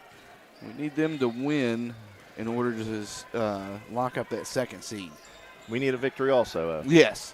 And this is first things first. Tight victory. Cross court inside to Taylor Reed. Up the glass and scores it. Nice job there by Taylor Reed. Got the feed there by Trudy Vance. And she may not contribute a lot on the offensive end and point-wise, but she does a lot of the dirty work for this Lady Red Dragons. I don't know if she subbed out of the game against Huntington or not, but tonight she's been getting a lot of playing time also. Thompson's runner was no good there, just a little too strong. And the biggest lead for St. Albans is 3 points now. Comes Trinity Austin Russell to Elsie. Elsie drives, takes the shot, and in and out. Rebound there by I wonder Smith. How much she's keeping track of where she's at with the point total. Sometimes you just got to not tell them. Number 5, McGuire's shot doesn't go. Tootie Vance with a long rebound, and she sprints up court. She's going to take the 3 off the back of the iron. Elsie with the rebound. This one's going to be tied up. Nice job by Berger to come in there behind her as she held the ball high and get that ball tied up and get their possession back.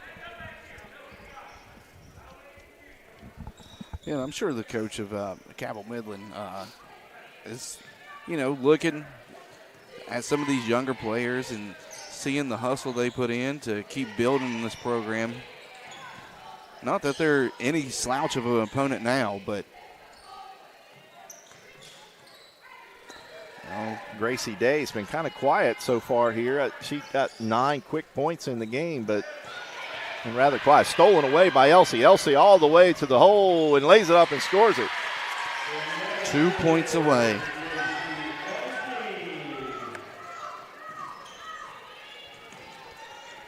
Biggest lead for the Lady Red Dragons is 5. And the Lady Knights look to try to. For Cabell Midland, the ball's knocked away. Trinity Austin knocks it out of bounds. I don't know if coach for Cabell Midland will go the rest of this quarter without Sophie Kelly or not. She might have to. Emma Smith from 3, count it. Smith has 3 of those in the game, giving her 13 total. 3 minutes.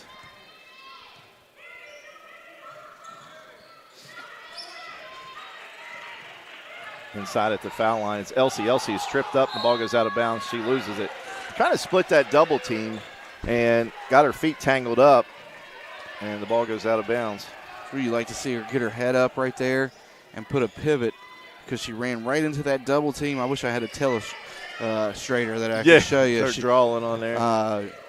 She runs into that double team. If she pivots back and goes to her weak side, she has that spin and a shot there, and Tootie Vance is going to get hit with a foul. Yeah, we got Tootie with it, or is it offensive foul? Nope, Tootie got it. That's her 3rd. So foul trouble, unusual foul trouble for the Lady Red Dragons. Tootie Vance with 3. Up in her grill. Elsie with 2, and Reed with 3.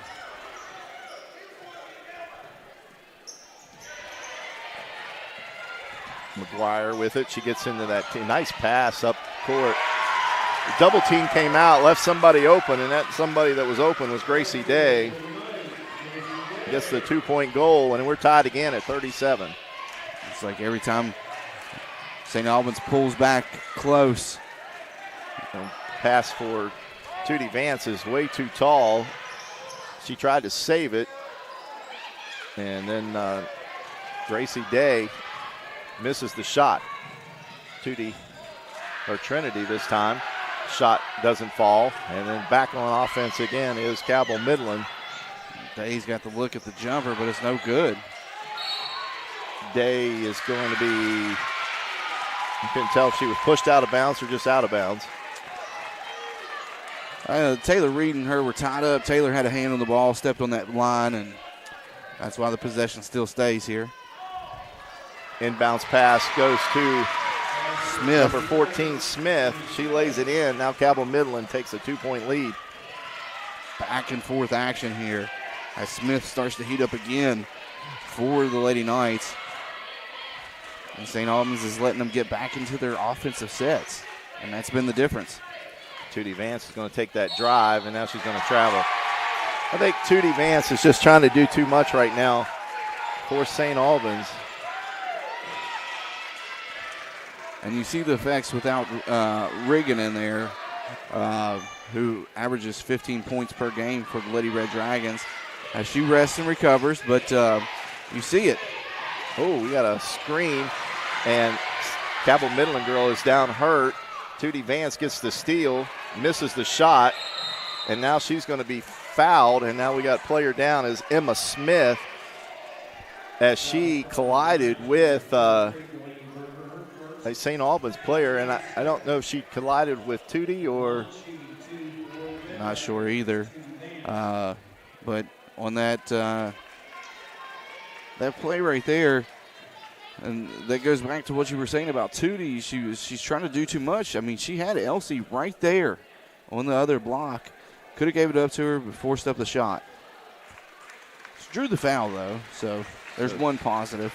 Good to see Emma Smith is up and walking off the court, and she goes to the bench. And we're also, I believe, trainer Jason there forced her to take a look at her, the St. Albans trainer. Last foul was going to be on Berger. That's her first foul of the game. 2 team fouls apiece here as Tootie tries to draw even here from the foul line. Tootie's a 60% foul shooter. The first one is up and off the side.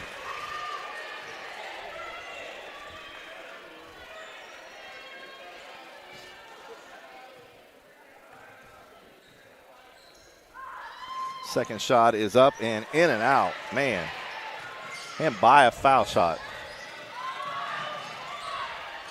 Quickly up court is McGuire. That's stolen away by Elsie. Elsie with the heads-up play. Elsie gets it over to Trinity Austin, and she scores it. Nice pass there by Elsie.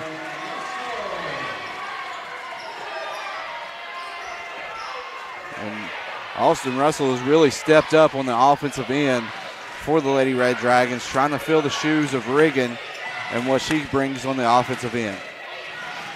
30 seconds. Berger grounded by Elsie into the block there. She meets Taylor Reed. Good defense by Taylor Reed to put the brakes on her. Trinity Austin gets it over to Tootie. Looks like she walked, but no call, but she gets the scoop and score. Less than 10 seconds here. Nice little flourish. McGuire's shot shoots up an air ball. Rebound by St. Albans as the clock runs out. And St. Albans will take their first lead at the end of a quarter here, 41-39 over the Lady Knights in a back-and-forth third quarter there. So we stay right here. We got 8 minutes of this to come. It's 41-39. You're watching Lady Dragon basketball on video production. At Manny Ellison Lane, it's not just business, it's personal. We care deeply about what we do. We're fully immersed in the gravity of the client's circumstance. We understand what's at stake for them.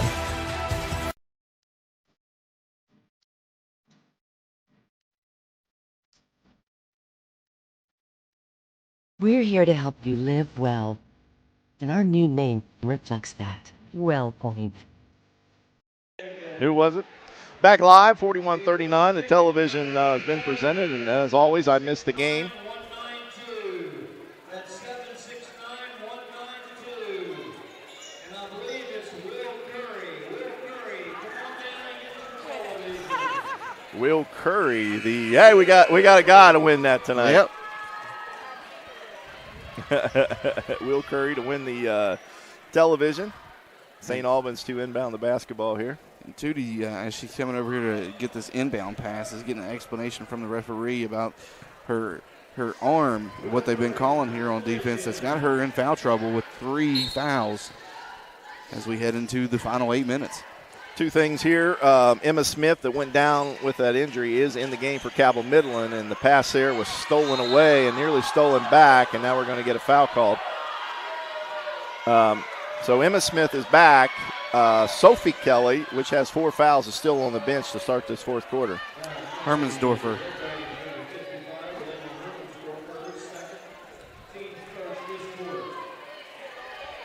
And the tell of the quarters, St. Albans had 10 in the first to Midland's 18, and then outscored them in the second, 19-11, and outscored them by 2 in that final quarter, third quarter, 12-10. Tootie Vance with another steal for St. Albans. She puts the brakes on, shoots a 3 off the front of the iron, no good. And now we're going to get a foul on Trinity Austin, trying to go for that loose ball. Yep. Second foul, I believe. So two still can play aggressive. Yeah, and both of her fouls have come from being aggressive on the loose balls.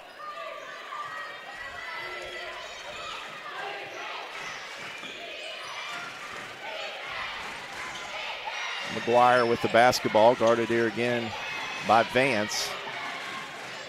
Thompson with it. She gets it over to Smith. Smith drives the lane. Looked like maybe some good body contact, but no call. Now we got a push out of bounds. And you talk about frustration, Eric, there. I think that everybody in that Cabell Midland side thought that Emma Smith was fouled going to the hole. In retaliation, she makes the foul. I'm not going to agree or disagree on that. And now back in the game, Sophie Kelly playing with those 4 fouls with 7 minutes to go in this game. I guess the coach is going to risk it here. Elsie with it. Drives into the lane. The shot is up. Doesn't go. And we got a tie up underneath. Emma Smith. And alternating possession goes over to Cabell Midland. Emma Smith, who's played one heck of a game for Midland tonight. Not just scoring-wise, she's done a little bit of everything for them. And Trinity Austin Russell trying to cause that 10-second count and got very close to it. And it gets the ball knocked away, and what are they calling, a foul? Yep.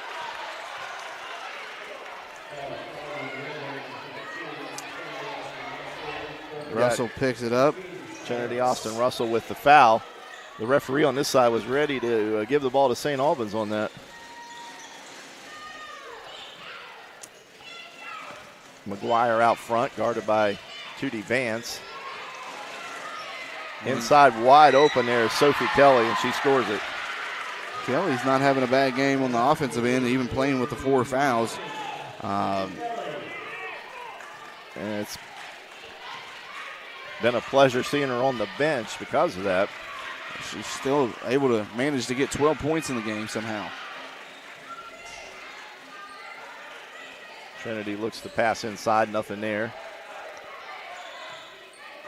Elsie tries to put the ball on the floor to dribble around the defense there. It's going to take a shot, doesn't go.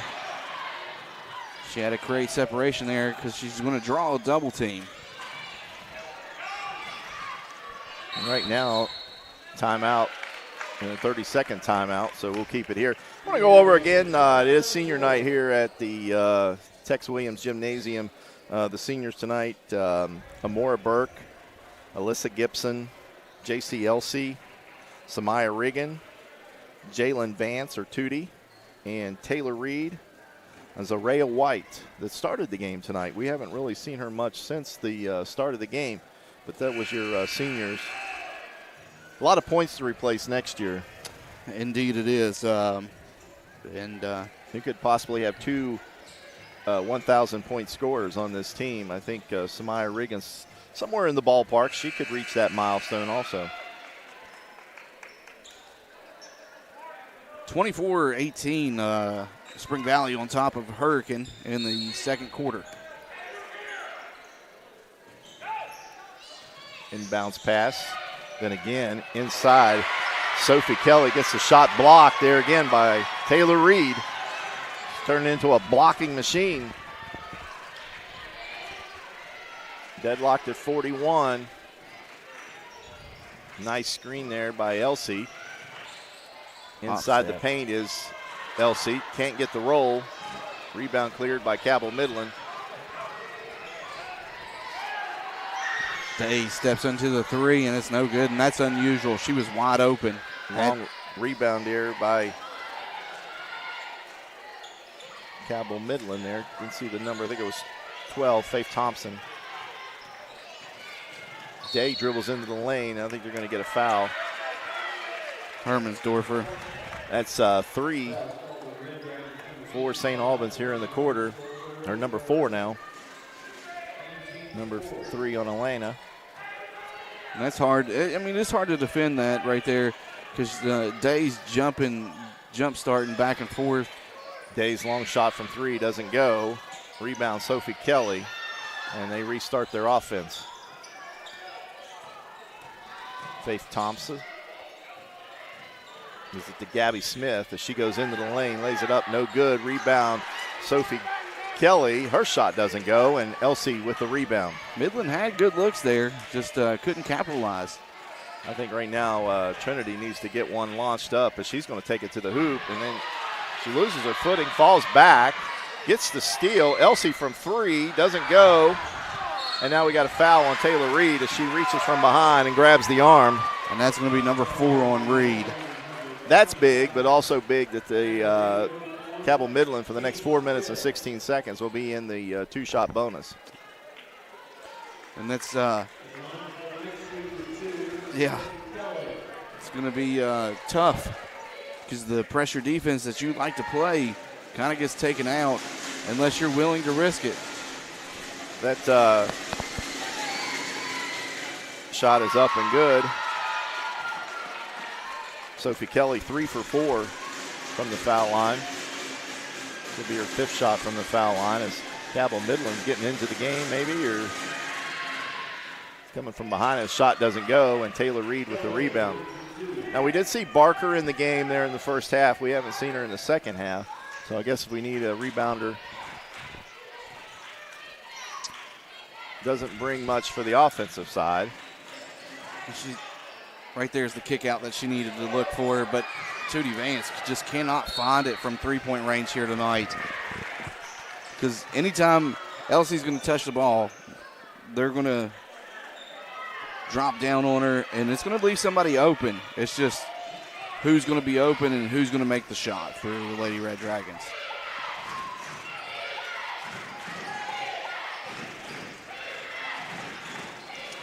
Sophie Kelly loses the handle on the basketball, but retains possession of it. Faith Thomas with the basketball. Nearly stolen away by Trinity Austin. And yes, last touch by Cabell Midland. Gracie Day, nice pressure there by Trinity Austin Russell to create the turnover.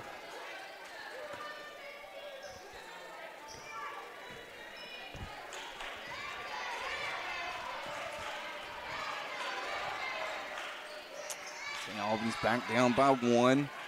They've trailed most of the game, had the lead for a couple minutes of the third. And I don't know if we've seen Trinity Austin actually put that ball up from 3 in the second half.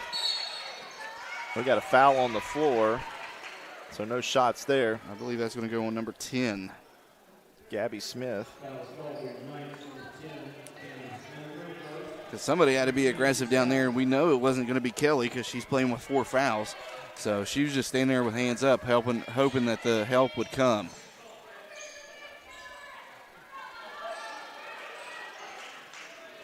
I like to see some creation here by Trinity Austin. Too much focus on getting Elsie the ball right now. And Trudy Vance just throws it away.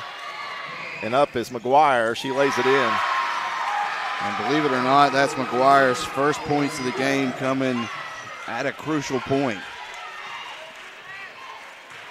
I think you got to forget about the 1,000-point. Trinity, long 3, and it misses everything. And quickly, here comes Cabell Midland pressing the ball up the court. Thompson doesn't get the roll. Rebound, Tootie Vance. And now we got a player down for St. Albans. And it's Austin Russell down. Again, 2 games in a row, and she came down a little awkward there.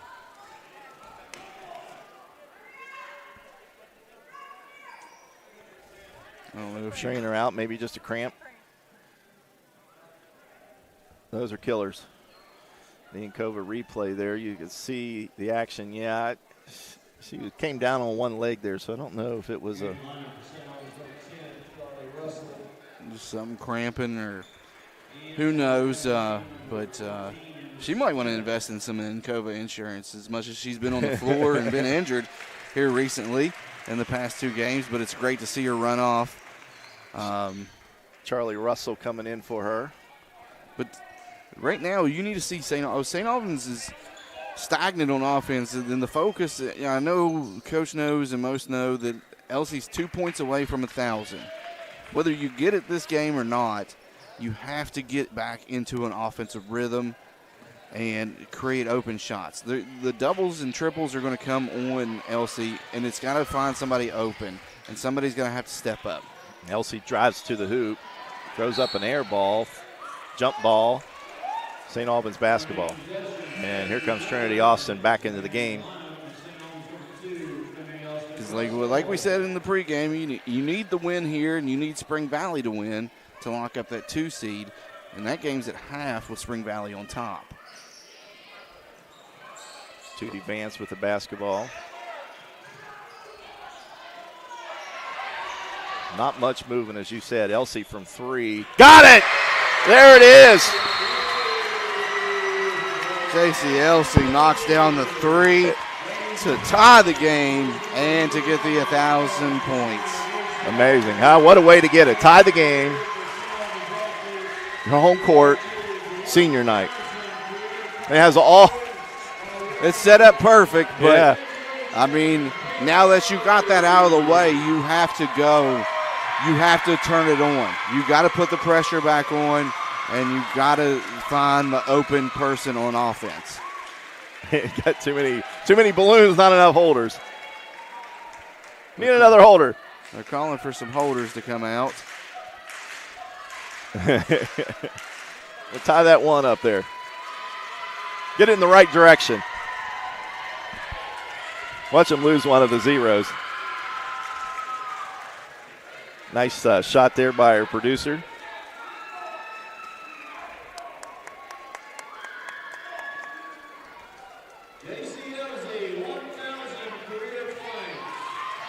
Oh, and there you go. Oh, they lost it. I knew they would lose that zero. Now it's 100 points.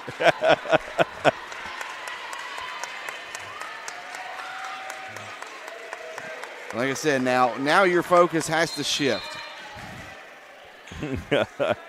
You have to shift your focus as a team to putting the pressure back on, creating the turnovers that you were there in the second and third quarter, and you gotta find the open person when it comes to the offense when they collapse down on Elsie, because it's going to happen. It's happened all game. She's still able to get off the points that she needed to get off.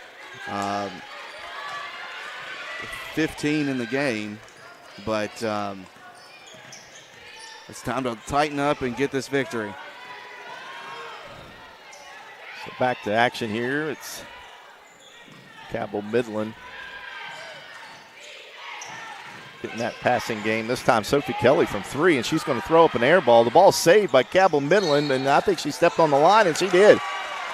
She was right on the line, and some guy from Midland is, I think, not happy about it, but I saw it. Toe was on the line. The official there kind of said, button it up. I never got the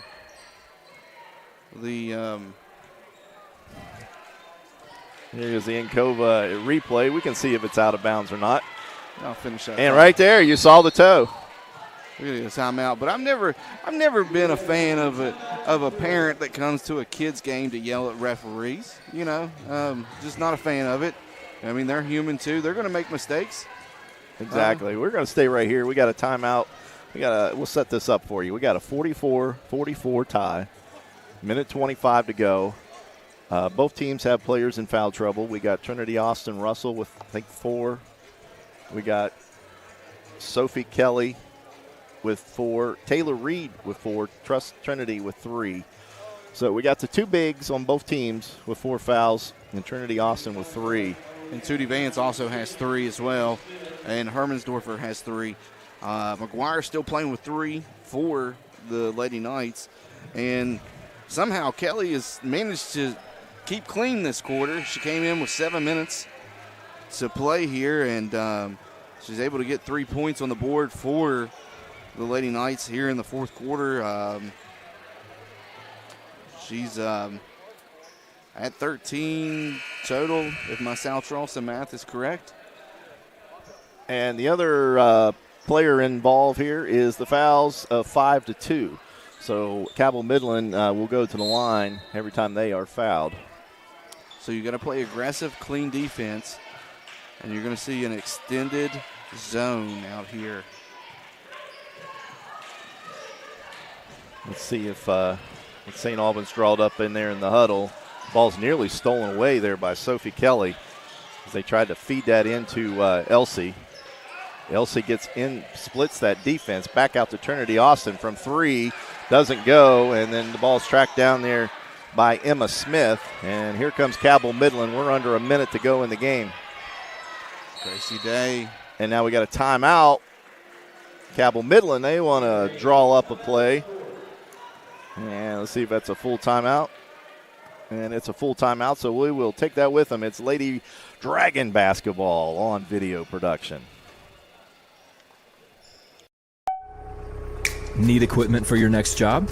Don't settle for the traditional rental experience. The rental experience with Equipment Share is a great experience. We rent everything from dozers to skid loaders, mini excavators, even smaller hand tools. They've always got what we need. They're timely. The billing is quick and accurate. The guys are able to set it up. They do it through their phone. Renting with Equipment Share is not like any other company out there. It's 1,000 times better.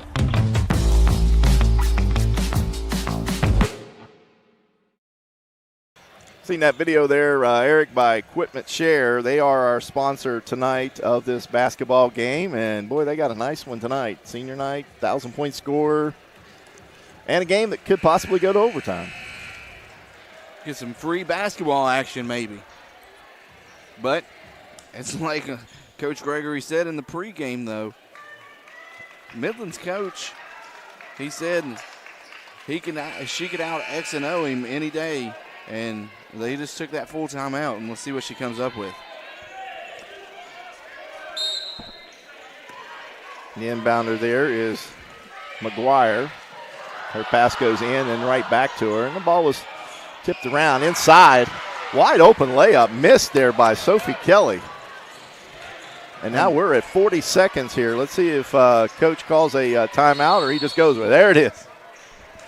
Yeah, and that's and she drew up a heck of a play. She really did. Had to look what she wanted, and it just didn't go home. So we got a full timeout, 35 seconds. We'll keep it right here. I don't want to miss any action if we're late coming back. And my knees are weak. My palms are sweaty. And no one is left. This place is Mom spaghetti all over my sweater. Still full. We are all getting entertained here this evening. I'm telling you, I'm from across the river now. That's where I call hometown, but I'm invested. Checking into the game for Cabell Midland is Cammie Smith. I don't know who she's coming in for. Probably for defensive purposes, rebounding purposes. Yeah, she does add some length there.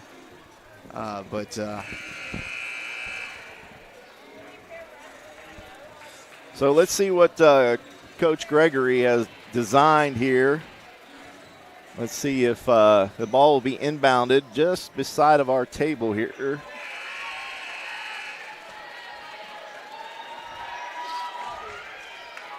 And Hermansdorfer will be the inbounder for SA. She gets close-up action here. Everybody's cutting. I think they're trying to go down to that corner there to Trinity Austin, and it just never happened. And now we got a foul on Cammie Smith. And that's a good foul if you're Cabell Midland, because you still have one more to spare. Only 3 team fouls. Only 3. And, you know, they ran 10 seconds off the clock or 7 seconds off the clock, and then they do it again. McGuire with the push this time. So McGuire can't. And that brings it down to 28 seconds. So the coach, been around there for a while. She knows. Now McGuire is sitting with 4 fouls, so she's the one that cannot be aggressive. This time Trinity Austin, she's going to dribble it inside and gets the ball stolen away and knocked out of bounds. They call foul or out of bounds? Should be out of bounds or a travel because she rolled to their back. I mean, you could have got either one there because she grabbed that ball and rolled to her back, and any movement without dribbling while you're on the ground is going to get a travel violation. Faith Thomas back in the game for Cammie Smith. Tootie Vance with the basketball. Gets it over to her point guard. Trinity Austin shoots the 3, doesn't get it. Elsie with the rebound. Her shot is short. Now McGuire calls a timeout. McGuire with the rebound with 8 seconds and gets the timeout. She didn't get the timeout. They gave the jump ball, but it's going to go in favor of Midland. So they saved a timeout there. And get the jump ball. She looked right at the ref when she called that timeout, and now we got a timeout by the Cabell Midland coach. So we'll take our timeout with them, 8 seconds, so don't go anywhere. It's Lady Dragon basketball on video production. Massey Power Sports is your one-stop off-road and tractor destination. We have an awesome selection of side-by-sides, ATVs, dirt bikes, tractors, and kid machines. Our machines come loaded with features the other brands don't have and will save you thousands of dollars versus the competition. Massey Power Sports offers the best prices, the best service, and the best warranties. Our locations in Beckley and Cross Lanes are here to serve you. Online at MasseyPowersports.com. Massey Power Sports. We power your work and your adventure. And back live, 44-44 tie.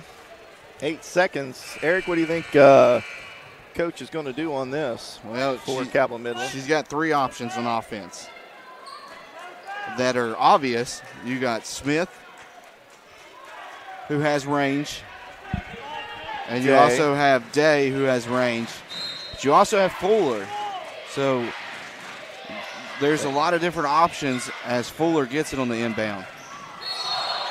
They had to travel.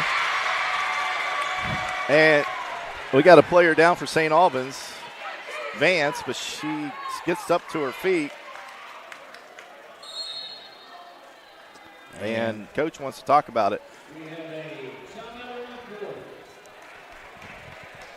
And we got a full timeout, so we'll take it with them with 5 seconds left. Lady Dragon basketball on video production. Need equipment for your next job? Don't settle for the traditional rental experience. The rental experience with Equipment Share is a great experience. We rent everything from dozers to skid loaders, mini excavators, even smaller hand tools. They've always got what we need. They're timely. The billing is quick and accurate. The guys are able to set it up. They do it through their phone. Renting with Equipment Share is not like any other company out there. It's 1,000 times better.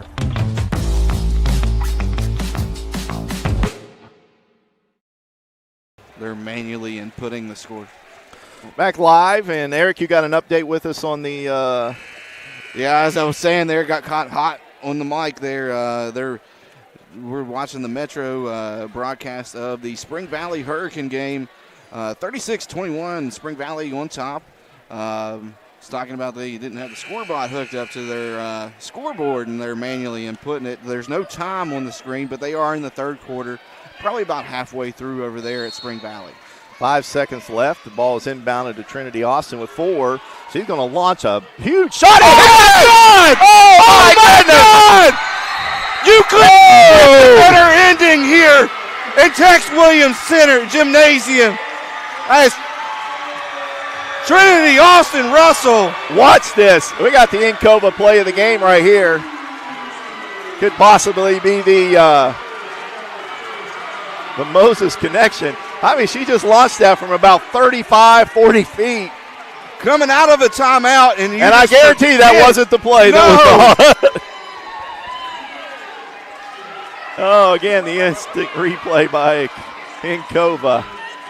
Trinity Austin Russell with a hell of a game for the Lady Red Dragons, picking up the slack that Regan wasn't in to provide on offense, and she does it.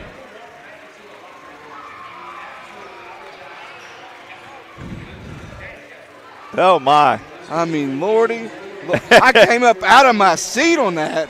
I was like, what is she doing? There's 4 seconds left. She was just like dribbling the basketball, and then she just launched it. She picked up her dribble, too, and I was like, what is going on? She was like letting the clock run out. Maybe that was the plan. Maybe he did draw up something that said, hey, dribble and then act like you're not going to shoot, then shoot. And in worst case scenario, we go to overtime. Yeah. Wow. What a way to end senior night. A 3-point shot with from the volleyball line. 2.5 seconds left. Well, it took 2.5 seconds to carry to the hoop. So, all right, we're going to take a break. We'll get these scores in, or the It's been a good one. Stats. I got to get this mom spaghetti all over my sweater off because I was a nervous wreck right there. There you go. And then we get the Moses Auto Group player of the game. We talked with the coach if he didn't have a heart attack over there. So 47-44 final here tonight. I'd have a co-player of the game. No doubt. The Elsie and Austin Russell, because you just have to do it that way, in my opinion. So we're going to take a break. You're watching Lady Red Dragon basketball on video production. Welcome, folks, to the most mouth-watering showdown on television, the Hangry Games Ultimate Snack-Off, right here at your local Little General store. As the snacks fly and the deli slices, remember, dear viewers, every item they're using can be found at your nearest Little General store, where creativity meets convenience. Keep your appetites brave and your snacks ready. At Manny Ellison Lane, it's not just business, it's personal. We care deeply about what we do. We're fully immersed in the gravity of the client's circumstance. We understand what's at stake for them. Need equipment for your next job? Don't settle for the traditional rental experience. The rental experience with Equipment Share is a great experience. We rent everything from dozers to skid loaders, mini excavators, even smaller hand tools. They've always got what we need. They're timely. The billing is quick and accurate. The guys are able to set it up. They do it through their phone. Renting with Equipment Share is not like any other company out there. It's 1,000 times better.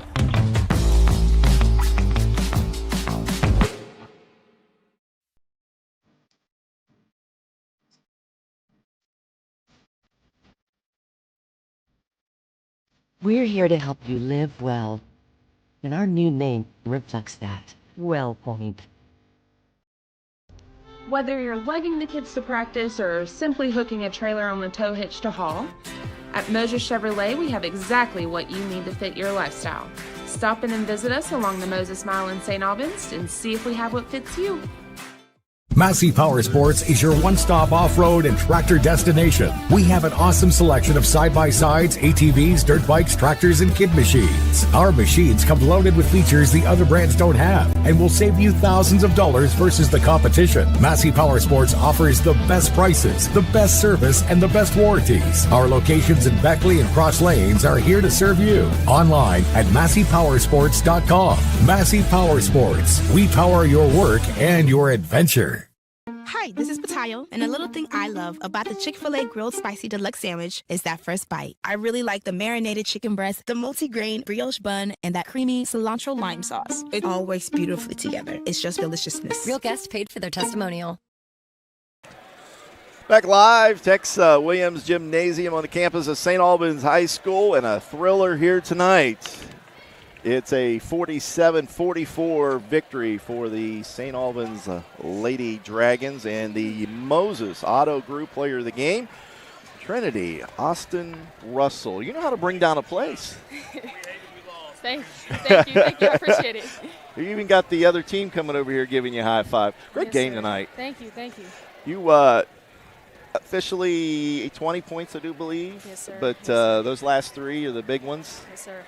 Credit to the coaches. They drew up the play. Was that the play call? Hey, come on. No. Was that the play call? Now be honest with us. Was that like a decoy, like dribble, pick up your dribble, don't act like you don't know what to do with it, then shoot it? From 40 feet? Yeah, they totally drew that up. That's exactly what's That's something Elias would do. I guarantee it. It was a great play. I mean, I just wanted it for my seniors more than anything. I wanted them to go out with a win on their senior night, so. Exactly. Well, we got those variables tonight. We got the seniors. Yes, sir. 7 graduating. Yep. And I think you're the only lone sophomore that starts in the game. I think maybe the rest are seniors, or. Yes, sir. All the rest of them are seniors. Yes, yeah. sir. So next year you'll be the not a senior but the senior leadership in the team. Yes, so it's good to learn from Elsie. Good to learn from Samaya. Yes, sir. Taylor. I mean, you're picking up a lot now. Yes, sir. So truthfully, what was you thinking there when that final seconds? I mean, truthfully, they drew up the play in the huddle, and in my head, I was like, I don't know what's going to happen, but I know we win in this game. We're not losing. So the play was designed. It was poorly executed. We didn't play the greatest, but we fought. That's one thing about our team. We're going to continue to fight. And then Elena passed me the ball, and I just threw a prayer up, and God finally answered it because I needed one tonight. Yeah. All right. here we go. We'll show it to you here. Josh is queuing it up here, and you can take a look at it and watch it live. It's the Encova Insurance play of the game. Oh, my goodness. Oh, my. Look, I ran straight to my brother. I ran straight to And your dad was chasing you, I think. I ran straight to my brother on the end. I was like, oh, my gosh. That's awesome. The last 2 games, you've taken a pretty good beating out there. How's the body holding up? Yes, sir. It's holding up pretty well. You know, going straight to recovery right after this, home, stretching, heating, icing. But credit to my coaches, credit to my teammates. We missed one of our biggest leaders tonight in Samaya. Thank you. One of our biggest leaders tonight in Samaya. We definitely missed her leadership, but she told me before the game, step up, we need you. So I had to do it for her today. Indeed, you did step up. Perfect from the free throw line, which you only had 2 attempts. Yes, sir. Which I don't know if that's a good or a bad thing, but you're perfect from there tonight. Yes, sir. 100% is perfect, so that's a good thing. Yeah, and then you had a heck of a first half, and then they kind of skewed the defense to keep you out of it with only 5 in the second half. But 3 of those 5 yes, sir, are a lifetime memory. Yes, sir, for sure, for sure. I just wanted to, again, I'm going to keep saying it, I'm doing it for my seniors. They put a lot into this, you know, every day. Y'all don't see, you know, the inside of the practices, the leadership that they bring to the team, the energy. It was a little bit dead today, you know, but we picked it up. And we came through with the victory, so just doing it for them. I can tell you, as a guy that lives on the other side of the bridge and I call Nitro home, I came out of my seat when you made that 3. And he did. Yeah. And I honestly, I didn't know. He had I thought you were just going to let the clock run out. Hey, you know, he had spaghetti all over his shirt, he said. Yes, so sir. He's got spaghetti all over his shirt. Mom's spaghetti. There you go. Palms are sweaty. Well, I'm going to let you enjoy this. Yes, sir. Thank you can enjoy it all night, which we don't have a 2-hour delay like we did on Monday night. But it's okay, though. We got the victory. We got the victory. So yep. All glory to God. We got a couple days off before we get back into action. So rest that body and bring it back on Saturday. Yes, sir. Will do. Appreciate you. All right. Thank you. Trinity Austin Russell, our it's kind of radical here this evening. That's our Moses Auto Group player of the game, and a fantastic finish here. And Coach, Coach will let you watch this, and you tell me. I want to know what made you design that play. So that is probably the best thing I've ever drawn up. Listen, I'm going to walk you through it. Here it comes. Look, so inbound the ball, almost turn it over, almost walk, and then fling it up. That was what I drew up. It was the dummy play. That was what I drew up. And I want to say something, that it's an improvement from the play I drew up at the end of Spring Valley, because remember, they threw at it away. least I didn't just turn it over and almost lose the game in regulation. I mean, here's the thing I will say. There's 2 points I want to make. The first point is Coach Schmidt is incredible. Like, again, every time we would try to draw something up in that last minute, she would switch and go do something that would jack us up from what it was. That's what happens when you have a good coach. But sometimes there was something I was told when I was very, very young in coaching, that it's not the X's and O's, it's the Jimmies and the Joes. Yeah. Well, in this case, it might not necessarily be the Jimmies and the Joes, but like you either got the players or you don't. And sometimes you just have to let a great player make a spectacular play. I mean, I think she hit a shot against Spring Valley last year, didn't she, or something like that? Trent did, maybe.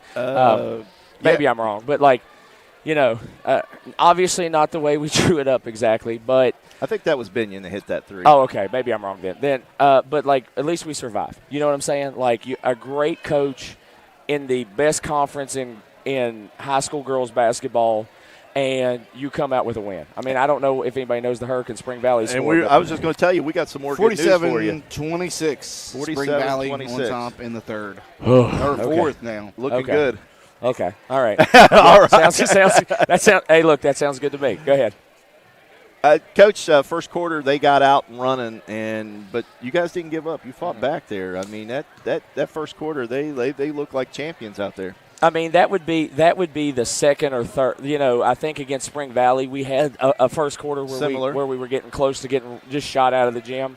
I think East Fairmont we had a first quarter where we got shot out of the gym and we battled back. I mean, The thing is, and again, you look at the 7 seniors we have, you look at the leadership we have. I think now if you look at the record of these seniors, I think it's 56-22 now is their Wow, I think somebody told that. me it was 55-22 before the game, so 56-22 in their career.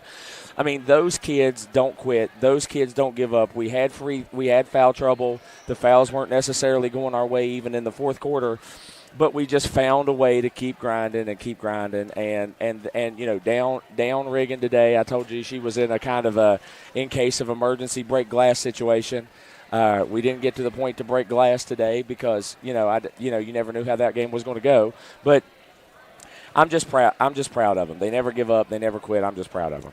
And let's talk about the bench. I'll give Eric, you have a question here in a second. 2 players that came off the bench, I don't think they played much in the second half, but the first half, Ivy Binion, key rebounds 2 or 3 times. And I'm thinking of someone else that came off the bench. I think Charlie came off the bench, and Ireland came off the bench, and Elaine. Ireland, that's who it is. Yeah. Ireland had one massive shot down in there and got 2 points and got a good rebound down on the other side down there. You know, that we need, obviously, with Samaya not ending up not playing today, we needed contributions from other people. I think Elena maybe had 4. I don't remember what Taylor had. Taylor had 2. Yeah, like we're going to. I think Tootie had 4. Did Tootie have 4 or 5 or something like that? She had 4. She had a quiet. So we need. You have to have contributions from the other people. Not playing Samaya today, my rotation, like this is the first time I've had to make a rotation like that, so I was kind of rotating. I think I kind of stuck with the people I had in the second half, but, you know, I'll go back and watch it and take a look and kind of see how it went, but I told all those kids they have to be ready at any point. I had no clue what I was going to do. I had no clue how the rotation was going to go. I had no clue how the game was going to go. So, you know,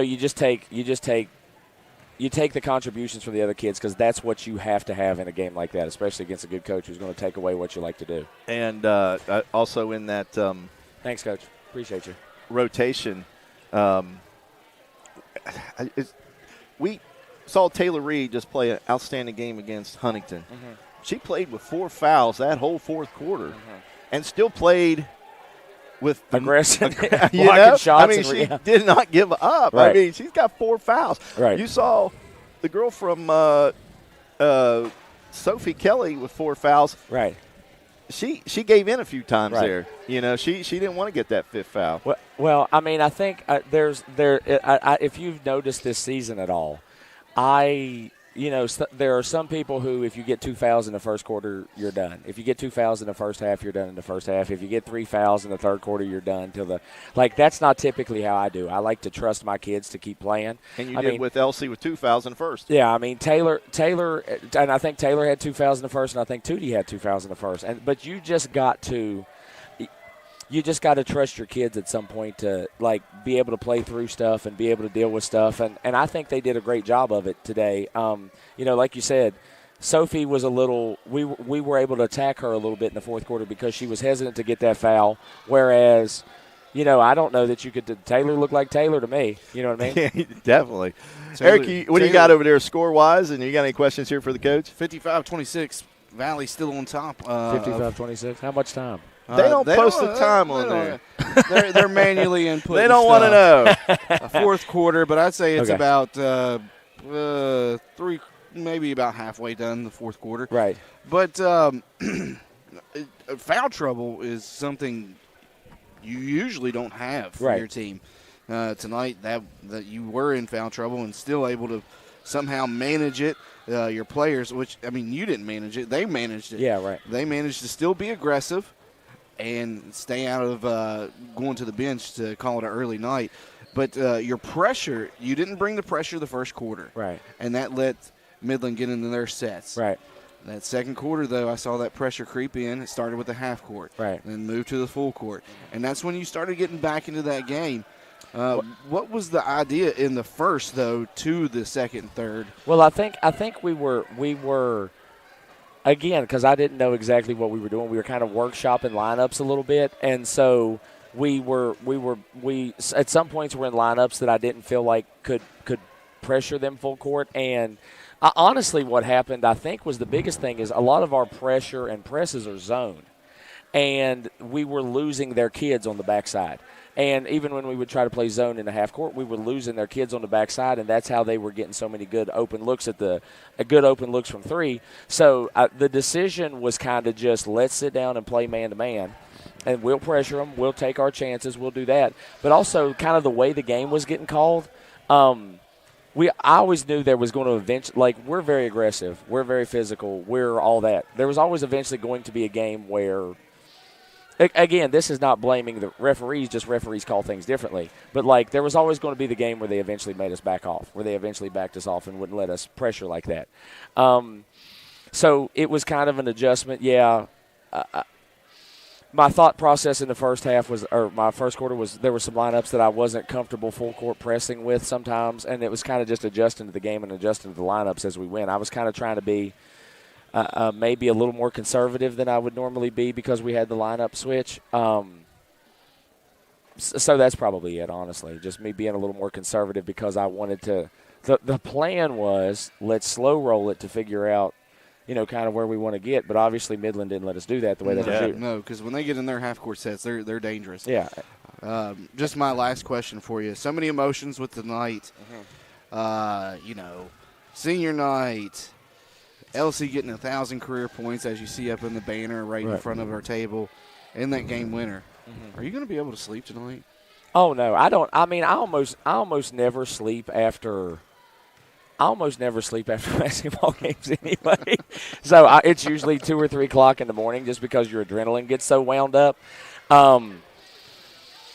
So no, I won't. I'll probably roll. I'll probably watch the game and then watch something else and then psychoanalyze everything I did in the game about 8 times and then probably call 2 or 3 people and probably call and then maybe turn on, I don't know, something on Max and hopefully go to bed by 3 or 4 o'clock. That's usually my after game night routine anyway. So awesome.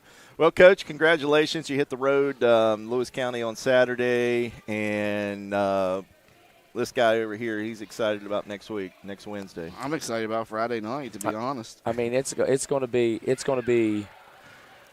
Now we're in a tough stretch of games now. I told you Midland was going to, Huntington's going to be tough. Midland's going to be tough. We're in a tough stretch of games now, and the longer that we can kind of just keep battling and keep surviving. I mean, I'm going to take my kids in any match. Sometimes we might be down a man. Sometimes we might be in foul trouble. Sometimes the referees might not be going the way we want. But, I'm just going to believe and take my kids. Every one of them. Like, everybody that went in there and gave minutes tonight gave good minutes.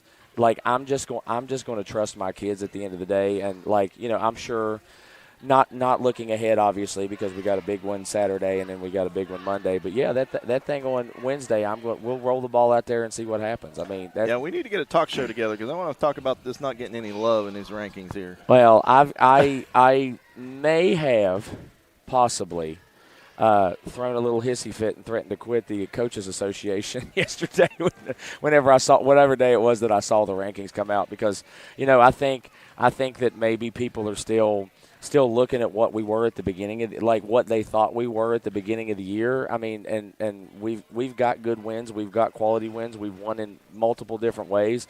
Over Parkersburg, and they're still ahead of you. Yeah, in the rankings. and we're 13. We're 13-3. Yeah, I mean, I'm not going to sit here and boo-hoo about the rankings because that's not what matters at the end of the year. What matters at the end of the year is you just get to Charleston and then you see what happens, right? It doesn't really matter what you're ranked once they roll the ball out in Charleston because anything can happen up there. But, I do get upset for the thing that gets me upset is I get upset for my kids. I feel like the kids deserve a little more recognition than kind of what they're getting because of, the way we've battled. Well, I think we were picked, 7th in the MSAC at the beginning of the year or something like that. And to now score is 62-30. Now to have a chance to compete for the MSAC title at Night of Champions, I'm not going to get wound up about rankings, but I believe in that I believe my kids deserve I just believe my kids deserve the recognition. I don't care for me, but I care for them, I guess. Yeah. So, Yeah, you got 3 MSAC teams ahead of you. Spring Valley at 2, Parkersburg at 4, and Hurricane at 5, which we see Hurricane going to get beat tonight. And I guess Parkersburg beat Wheeling Park, kind of bulked them up there, I guess. I don't know. I mean, I'm not, I don't want to give anybody bulletin board material here, right? Like, I'm not trying to give people bulletin board material here, but, like, again, we're a 3-loss team that so I'm not going to personally call any teams out, but we're a 3-loss team. That's the final now, 62-30.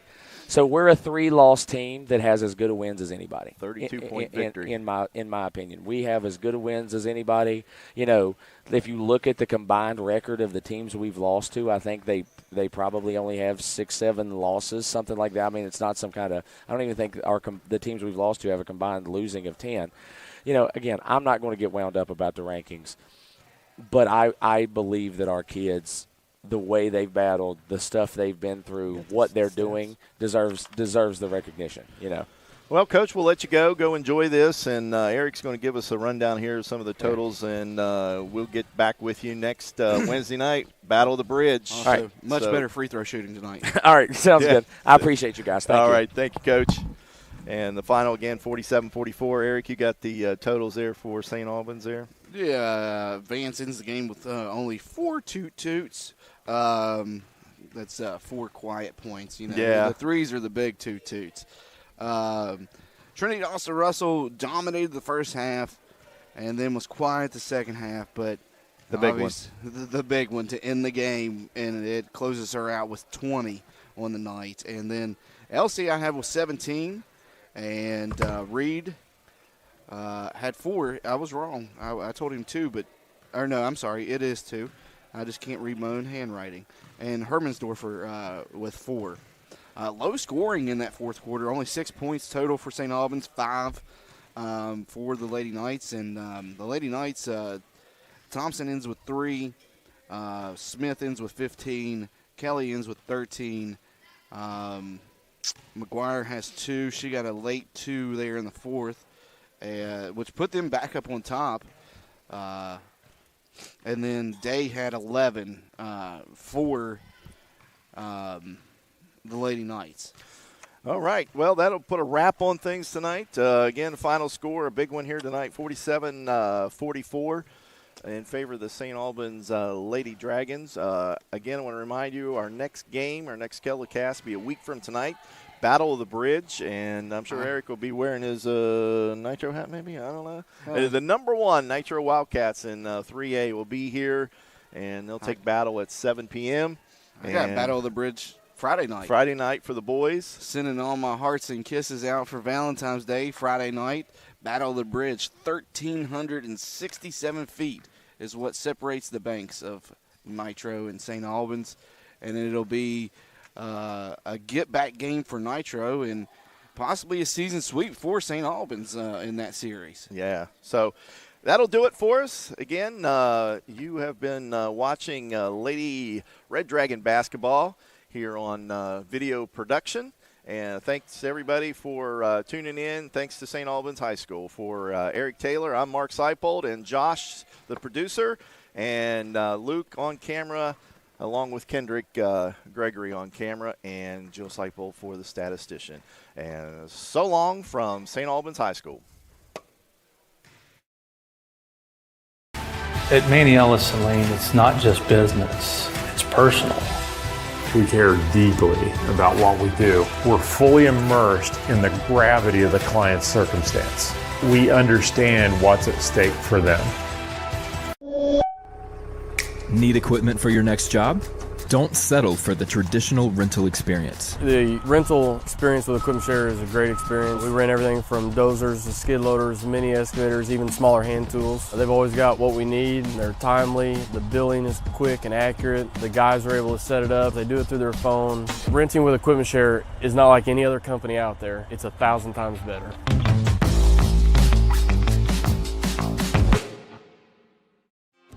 Whether you're lugging the kids to practice or simply hooking a trailer on the tow hitch to haul, at Mosier Chevrolet we have exactly what you need to fit your lifestyle. Stop in and visit us along the Moses Mile in St. Albans and see if we have what fits you. Hi, Hi, this is Patayo, and a little thing I love about the Chick-fil-A Grilled Spicy Deluxe Sandwich is that first bite. I really like the marinated chicken breast, the multi-grain brioche bun, and that creamy cilantro lime sauce. It all works beautifully together. It's just deliciousness. Real guest paid for their testimonial. Welcome, folks, to the most mouth-watering showdown on television, the Hangry Games Ultimate Snack-Off, right here at your local Little General store. As the snacks fly and the deli slices, remember, dear viewers, every item they're using can be found at your nearest Little General store, where creativity meets convenience. Keep your appetites brave and your snacks ready.